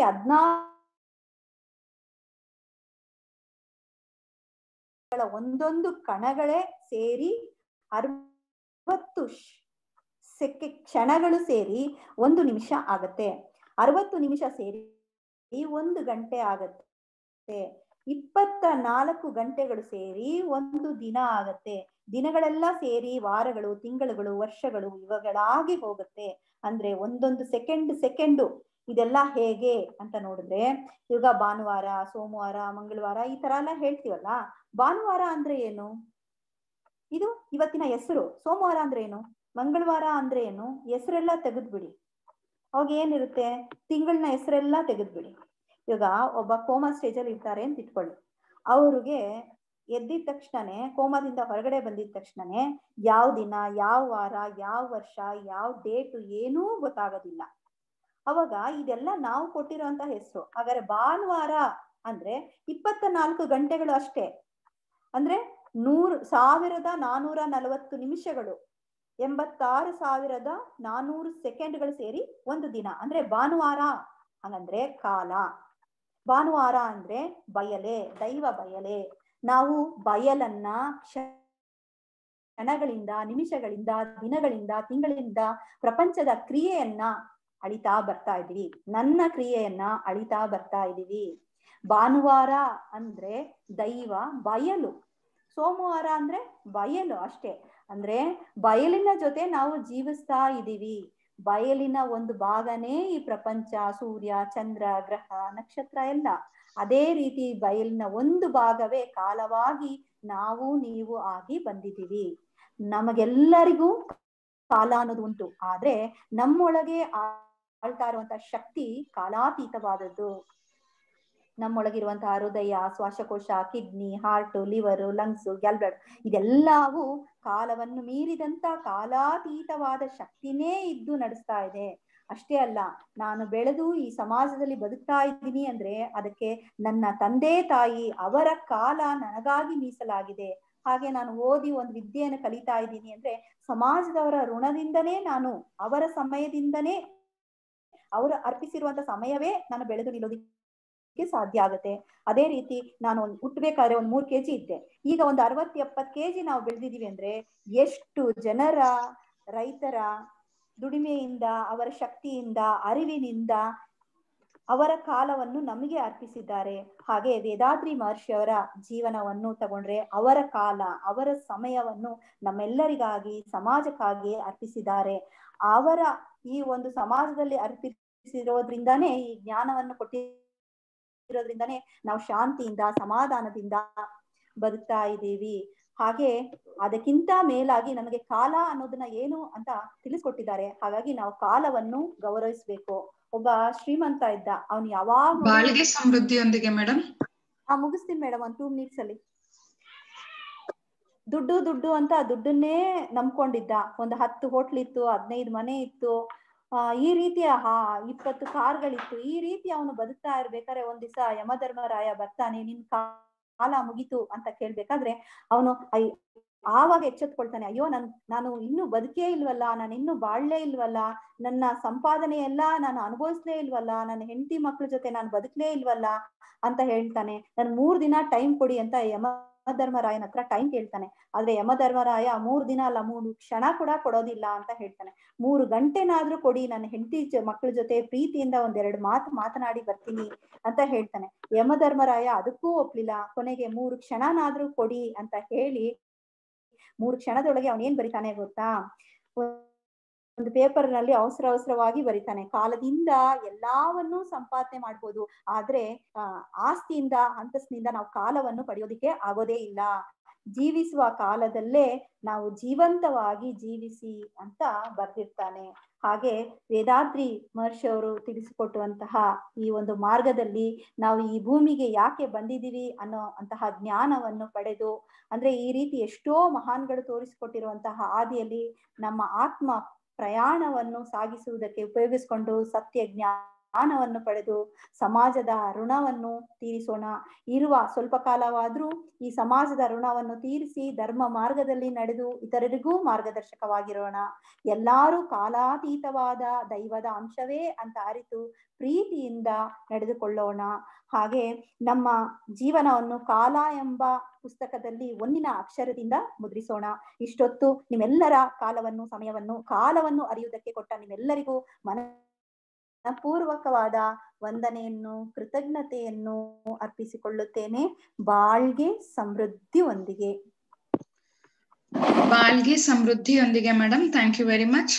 ಈ ದಿನದ ಆಧ್ಯಾತ್ಮಿಕ ಚಿಂತನೆ ಕಾಲವೇ ದೈವ ಎಂಬ ಚಿಂತನೆಯನ್ನು ನಡೆಸಿಕೊಟ್ಟಿದ್ದಕ್ಕಾಗಿ ಧನ್ಯವಾದಗಳು ಮೇಡಮ್. ಬಾಳ್ಗೆ ಸಮೃದ್ಧಿಯೊಂದಿಗೆ ಮೇಡಮ್. ಬಾಳ್ಗೆ ಸಮೃದ್ಧಿಯೊಂದಿಗೆ. ಸ್ನೇಹಿತರೆ, ಈಗ ಪ್ರಶ್ನೋತ್ತರ ಸಮಯ. ಯಾರಿಗಾದ್ರೂ ಇವತ್ತಿನ ವಿಷಯದ ಬಗ್ಗೆ ಪ್ರಶ್ನೆಗಳು ಕೇಳೋದಿದ್ರೆ ರೇಸ್ ಆನ್ ಬಟನ್ ಕ್ಲಿಕ್ ಮಾಡಿ ಪ್ರಶ್ನೆಗಳನ್ನ ಕೇಳಿ. ನೀವು ಪ್ರಶ್ನೆಗಳನ್ನ ಕೇಳಕ್ ಮುಂಚೆ ಒಂದೆರಡು ಸೂಚನೆ ಸ್ನೇಹಿತರೆ. ನಮ್ಮ ಆತ್ಮ ಸಂಗಮ ಕಾರ್ಯಕ್ರಮಗಳ ವಿಡಿಯೋವನ್ನು ಸ್ಕೈ ಯೋಗ WCSC ಕರ್ನಾಟಕ ಎಂಬ ಯೂಟ್ಯೂಬ್ ಚಾನೆಲ್ ನಲ್ಲಿ ಅಪ್ಲೋಡ್ ಮಾಡಲಾಗಿದೆ. ಈ ಯೂಟ್ಯೂಬ್ ಚಾನೆಲ್ ನ ಎಲ್ಲರೂ ಸಬ್ಸ್ಕ್ರೈಬ್ ಮಾಡಿ ನೋಟಿಫಿಕೇಶನ್ ಬೆಲ್ ಕ್ಲಿಕ್ ಮಾಡಬೇಕಾಗಿ ವಿನಂತಿಸಿಕೊಳ್ಳುತ್ತೇವೆ. ನೀವು ಈ ಯೂಟ್ಯೂಬ್ ಚಾನೆಲ್ ನ ಸಬ್ಸ್ಕ್ರೈಬರ್ ಆದರೆ ಹೊಸ ವಿಡಿಯೋವನ್ನು ಚಾನೆಲ್ಗೆ ಅಪ್ಲೋಡ್ ಮಾಡಿದಾಗ ನಿಮ್ಗೆ ನೋಟಿಫಿಕೇಶನ್ ಬರುತ್ತೆ. ಮತ್ತೊಮ್ಮೆ ಆ ಚಿಂತನೆಯನ್ನು ನೀವು ಕೇಳಬಹುದು. ಎರಡನೇ ಸೂಚನೆ, ಪ್ರಮುಖವಾದ ಸೂಚನೆ ಸ್ನೇಹಿತರೆ. ವಿಶ್ವ ಸಮುದಾಯ ಸೇವಾ ಸಂಘ ಕರ್ನಾಟಕ ವಲಯ ಆಯೋಜಿಸಿರುವ SKY yoga online course in Kannada October 1ರಿಂದ ಪ್ರಾರಂಭವಾಗಿದೆ. ಸೆಕೆಂಡ್ ಬ್ಯಾಚ್ ಇದೇ ತಿಂಗಳು ಅಕ್ಟೋಬರ್ 16ರಿಂದ ಆರಂಭವಾಗಲಿದೆ. ಫೌಂಡೇಶನ್ ಕೋರ್ಸ್ ಪ್ರಾಥಮಿಕ ತರಗತಿಗಳು. ಆದ್ದರಿಂದ ಸ್ನೇಹಿತರೆ, ಕನ್ನಡದಲ್ಲಿ ಸ್ಕೈ ಯೋಗ ಕಲಿಯಲು ಇಚ್ಛಿಸುತ್ತಿರುವ ನಿಮ್ಮ ಎಲ್ಲಾ ಸ್ನೇಹಿತರು, ಸಂಬಂಧಿಕರು ಮತ್ತು ನೆರೆಹೊರೆಯವರನ್ನು ಪ್ರೋತ್ಸಾಹಿಸಬೇಕಾಗಿ ವಿಶ್ವ ಸಮುದಾಯ ಸೇವಾ ಸಂಘ ಕರ್ನಾಟಕ ವಲಯದ ಪರವಾಗಿ ವಿನಂತಿಸಿಕೊಳ್ಳುತ್ತೇವೆ. ಈ ಪ್ರಾಥಮಿಕ ತರಗತಿಗಳನ್ನು ಕಲಿಯಲು ಆಸಕ್ತಿ ಉಳ್ಳವರು ಗೂಗಲ್ಗೆ ಹೋಗಿ www.kundaliniyoga.edu.in ಎಂಬ ವೆಬ್ಸೈಟ್ಗೆ ಭೇಟಿ ನೀಡಿ ನೋಂದಣಿ ಮಾಡಿಕೊಳ್ಳಬೇಕಾಗಿ ವಿನಂತಿ. ಬಾಳ್ಗೆ ಸಮೃದ್ಧಿಯೊಂದಿಗೆ. ಈಗ ಪ್ರಶ್ನೆಗಳೊಂದಿಗೆ ಮುಂದುವರಿಯೋಣ. ಮೊದಲಿಗೆ ವಸಂತ ಮೇಡಮ್ ಅನ್ಮ್ಯೂಟ್ ಮಾಡ್ಕೊಂಡು ಮಾತಾಡಿ ಮೇಡಮ್. ಬಾಳ್ಗೆ ಸಮೃದ್ಧಿಯೊಂದಿಗೆ ಮೇಡಮ್. ಬಾಳ್ಗೆ ಸಮೃದ್ಧಿ ವಸಂತ. ಈಗ ಕಾಲವೇ ದೈವ ಅನ್ನೋದು ಎಷ್ಟು ಸಲೀಸಾಗಿ ನಮ್ಗೆ ಅಚ್ಚೊತ್ತಾಯ ಮಾಡ್ಕೊಟ್ಟಿದ್ದಕ್ಕೆ, ಇಷ್ಟು ಸುಲಭ ಮಾರ್ಗದಲ್ಲಿ ಇದೆಯಾ, ಅಷ್ಟು ಚೆನ್ನಾಗಿದೆ ಅಂತ ನಮಗ್ ಮನದಟ್ಟ ಮಾಡ್ಕೊಟ್ಟಿದ್ದಕ್ಕೆ ನಿಜವಾಗ್ಲೂ ನಿಮ್ಗೆ ಆ ಗುರುನೇ ಬಂದು ನಮ್ಗೆ ಹೇಳ್ಕೊಟ್ರು ಅನ್ನೋಷ್ಟು ಸಂತೋಷ ಆಗ್ತಾ ಇದೆ ಮೇಡಮ್. ಬಾಳ್ಗೆ ಸಮೃದ್ಧಿಯೊಂದಿಗೆ ಅಮ್ಮ. ಇದು ಗುರುಗಳೇ ಎಲ್ಲಾರ್ಗೂ ನೀಡ್ತಾ ಇದ್ದಾರೆ. ಬಾಳ್ಗೆ ಸಮೃದ್ಧಿಯೊಂದಿಗೆ ಅಮ್ಮ. ಬಾಳ್ಗೆ ಸಮೃದ್ಧಿಯೊಂದಿಗೆ ಸ್ನೇಹಿತರೆ. ಗೌರಿ ಮೇಡಮ್ ಅನ್ಮ್ಯೂಟ್ ಮಾಡ್ಕೊಂಡು ಮಾತಾಡಿ. ಬಾಳ್ಗೆ ಸಮೃದ್ಧಿಯೊಂದಿಗೆ. ಬಾಳ್ಗೆ ಸಮೃದ್ಧಿಯೊಂದಿಗೆ ಮೇಡಮ್. ತುಂಬಾ ಚೆನ್ನಾಗಿತ್ತು. ಕಾಲವೇ ದೈವ ಎಷ್ಟು ಚೆನ್ನಾಗಿ ಉದಾಹರಣೆಗಳೆಲ್ಲ ಕೊಟ್ಟು ತುಂಬಾ ಚೆನ್ನಾಗಿ ತುಂಬಾ ಚೆನ್ನಾಗಿ ಅರ್ಥ ಆಯ್ತು. ಎಲ್ಲರಿಗೂ ಈಸಿ ವೇ ಇತ್ತು. ಅದು ತುಂಬಾ ಚೆನ್ನಾಗಿತ್ತು. ಅದನ್ನ ಹೇಳೋದಕ್ಕೆ ನಾನು ಕಾಲ್ ಮಾಡಿದ್ದು. ಬಾಳ್ಗೆ ಸಮೃದ್ಧಿಯೊಂದಿಗೆ ಮೇಡಮ್. ಎಲ್ಲಾ ಗುರುಗಳ ಆಶೀರ್ವಾದ ಜ್ಞಾನವೇ ಇವತ್ತು ಹೊರಗಡೆ ಬಂದಿದೆ ಮೇಡಮ್. ಬಾಳ್ಗೆ ಸಮೃದ್ಧಿಯೊಂದಿಗೆ. ಬಾಳ್ಗೆ ಸಮೃದ್ಧಿಯೊಂದಿಗೆ madam, thank you very much. ಮುಗಿಸ್ಕೊಳ್ಳೋಣ ಮೇಡಮ್. ಬಾಳ್ಗೆ ಸಮೃದ್ಧಿಯೊಂದಿಗೆ. ಬಾಳ್ಗೆ ಸಮೃದ್ಧಿಯೊಂದಿಗೆ. ಸ್ನೇಹಿತರೆ, ಈ ದಿನದ ಆಧ್ಯಾತ್ಮಿಕ ಚಿಂತನೆಯನ್ನು ನಡೆಸಿಕೊಟ್ಟ ಸ್ಕೈ ಪ್ರಾಧ್ಯಾಪಕರಿಗೆ ಧನ್ಯವಾದ ಹೇಳುವ ಸಮಯ. ಎಲ್ಲರೂ ಮನಸ್ಸನ್ನು ತುರಿಯಮ್ಮಲ್ಲಿ ಕೇಂದ್ರೀಕರಿಸಿ ಅವರನ್ನು ಹಾರೈಸೋಣ. ಸ್ಕೈ ಪ್ರಾಧ್ಯಾಪಕರಾದ ಲತಾ ಮೇಡಮ್ ಅವರು ಮತ್ತು ಅವರ ಕುಟುಂಬ ಬಾಳ್ಗೆ ಸಮೃದ್ಧಿಯೊಂದಿಗೆ, ಅವರ ದೇಹ ಆರೋಗ್ಯ ಬಾಳ್ಗೆ ಸಮೃದ್ಧಿಯೊಂದಿಗೆ, ಅವರ ಆಧ್ಯಾತ್ಮಿಕ ಸೇವೆ ಬಾಳ್ಗೆ ಸಮೃದ್ಧಿಯೊಂದಿಗೆ. ಸ್ನೇಹಿತರೆ, ನಾಳಿನ ಆತ್ಮಸಂಗಮ ಕಾರ್ಯಕ್ರಮಗಳ ವಿವರಗಳು ಹೀಗಿವೆ. ಬೆಳಿಗ್ಗೆ 5:45ಕ್ಕೆ ತುರಿಯಾತೀತ ಧ್ಯಾನ, 6:20ಕ್ಕೆ ಕಾಯಕಲ್ಪ ಮತ್ತು ದೇಹಾಭ್ಯಾಸ. ನಾಳೆ ಮಧ್ಯಾಹ್ನ 2 ಗಂಟೆಗೆ ತಮಿಳಿನಲ್ಲಿ ನಿತ್ಯಾನಂದ ಧ್ಯಾನ, 2:30ಕ್ಕೆ ಸ್ಪಿರಿಚುಯಾಲಿಟಿ ಇನ್ ಫ್ಯಾಮಿಲಿ ಎಂಬ ಆಧ್ಯಾತ್ಮಿಕ ಚಿಂತನೆಯನ್ನು ನಡೆಸಲಿದ್ದಾರೆ ಸ್ಕೈ ಪ್ರಾಧ್ಯಾಪಕರಾದ ವಿವೇಕಾನಂದ ಸರ್ ಅವರು. ನಾಳೆ ಸಂಜೆ 4:15ಕ್ಕೆ ಕನ್ನಡದಲ್ಲಿ ನಿತ್ಯಾನಂದ ಧ್ಯಾನ, 4:45ಕ್ಕೆ ವಿಶ್ವಶಾಂತಿಗಾಗಿ ಹಾರೈಕೆ, 4:55ಕ್ಕೆ 3 ಅಜ್ಞಾನಗಳು 3 ಇಗ್ನೋರೆನ್ಸಸ್ ಎಂಬ ಆಧ್ಯಾತ್ಮಿಕ ಚಿಂತನೆಯನ್ನು ನಡೆಸಲಿದ್ದಾರೆ ಸ್ಕೈ ಪ್ರಾಧ್ಯಾಪಕರಾದ ನರಸಿಂಹಯ್ಯ ಸರ್ ಅವರು. ಧನ್ಯವಾದಗಳು ಸ್ನೇಹಿತರೆ. ಈ ಆತ್ಮ ಸಂಗಮ ಕಾರ್ಯಕ್ರಮದಲ್ಲಿ ಭಾಗವಹಿಸಿರುವ ಎಲ್ಲ ಯೋಗ ಬಂಧುಗಳಿಗೂ ವಿಶ್ವ ಸಮುದಾಯ ಸೇವಾ ಸಂಘ ಕರ್ನಾಟಕ ವಲಯದ ಪರವಾಗಿ ವಂದನೆಗಳು. ಈ ಆತ್ಮ ಸಂಗಮ ಕಾರ್ಯಕ್ರಮ ಯಶಸ್ವಿಪೂರ್ಣವಾಗಿ ನಡೆಯಲು ಸಹಕಾರ ನೀಡಿರುವ ವಿಶ್ವ ಸಮುದಾಯ ಸೇವಾ ಸಂಘ ಕರ್ನಾಟಕ ವಲಯದ ಎಲ್ಲಾ ಸ್ಕೈ ಸಂಸ್ಥೆಯ ಅಧ್ಯಕ್ಷರಿಗೂ ಪದಾಧಿಕಾರಿಗಳಿಗೂ ಹಾಗೂ ಸದಸ್ಯರಿಗೂ ನಿಮ್ಮೆಲ್ಲರ ಪರವಾಗಿ ಹೃತ್ಪೂರ್ವಕವಾದ ಧನ್ಯವಾದಗಳನ್ನು ಸಲ್ಲಿಸುತ್ತೇನೆ. ವಿಶ್ವ ಸಮುದಾಯ ಸೇವಾ ಸಂಘ ಕರ್ನಾಟಕ ವಲಯದ ಅಧ್ಯಕ್ಷರ ಹಾಗೂ ಸ್ಮಾರ್ಟ್ ಶಾಖೆಯ ಉಪಾಧ್ಯಕ್ಷರ ಮಾರ್ಗದರ್ಶನಕ್ಕಾಗಿ ನಿಮ್ಮೆಲ್ಲರ ಪರವಾಗಿ ತುಂಬು ಹೃದಯದ ಕೃತಜ್ಞತೆಗಳನ್ನು ಸಲ್ಲಿಸುತ್ತೇನೆ. ಈಗ ವಿಶ್ವ ಶಾಂತಿ ಪ್ರಾರ್ಥನೆಯೊಂದಿಗೆ ಇಂದಿನ ಕಾರ್ಯಕ್ರಮವನ್ನು ಮುಕ್ತಾಯಗೊಳಿಸೋಣ.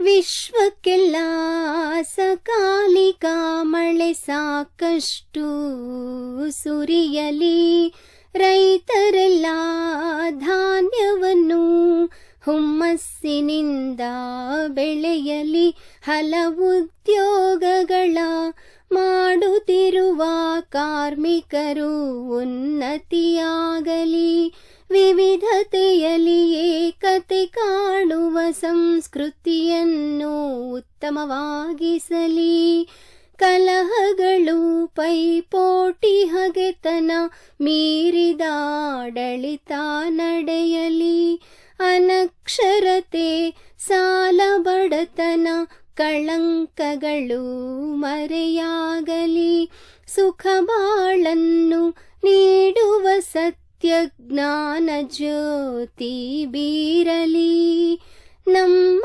ಕರ್ತವ್ಯ ಧಾರ್ಮಿಕ ಬಾಳ್ವೆಯ ಗುರಿಯನ್ನೇ ಉತ್ತಮವಾಗಿಸಲಿ, ನಮ್ಮ ಕರ್ತವ್ಯ ಧಾರ್ಮಿಕ ಬಾಳ್ವೆಯ ಗುರಿಯನ್ನೇ ಉತ್ತಮವಾಗಿಸಲಿ, ನಮ್ಮ ಕರ್ತವ್ಯ ಧಾರ್ಮಿಕ ಬಾಳ್ವೆಯ ಗುರಿಯನ್ನೇ ಉತ್ತಮವಾಗಿಸಲಿ.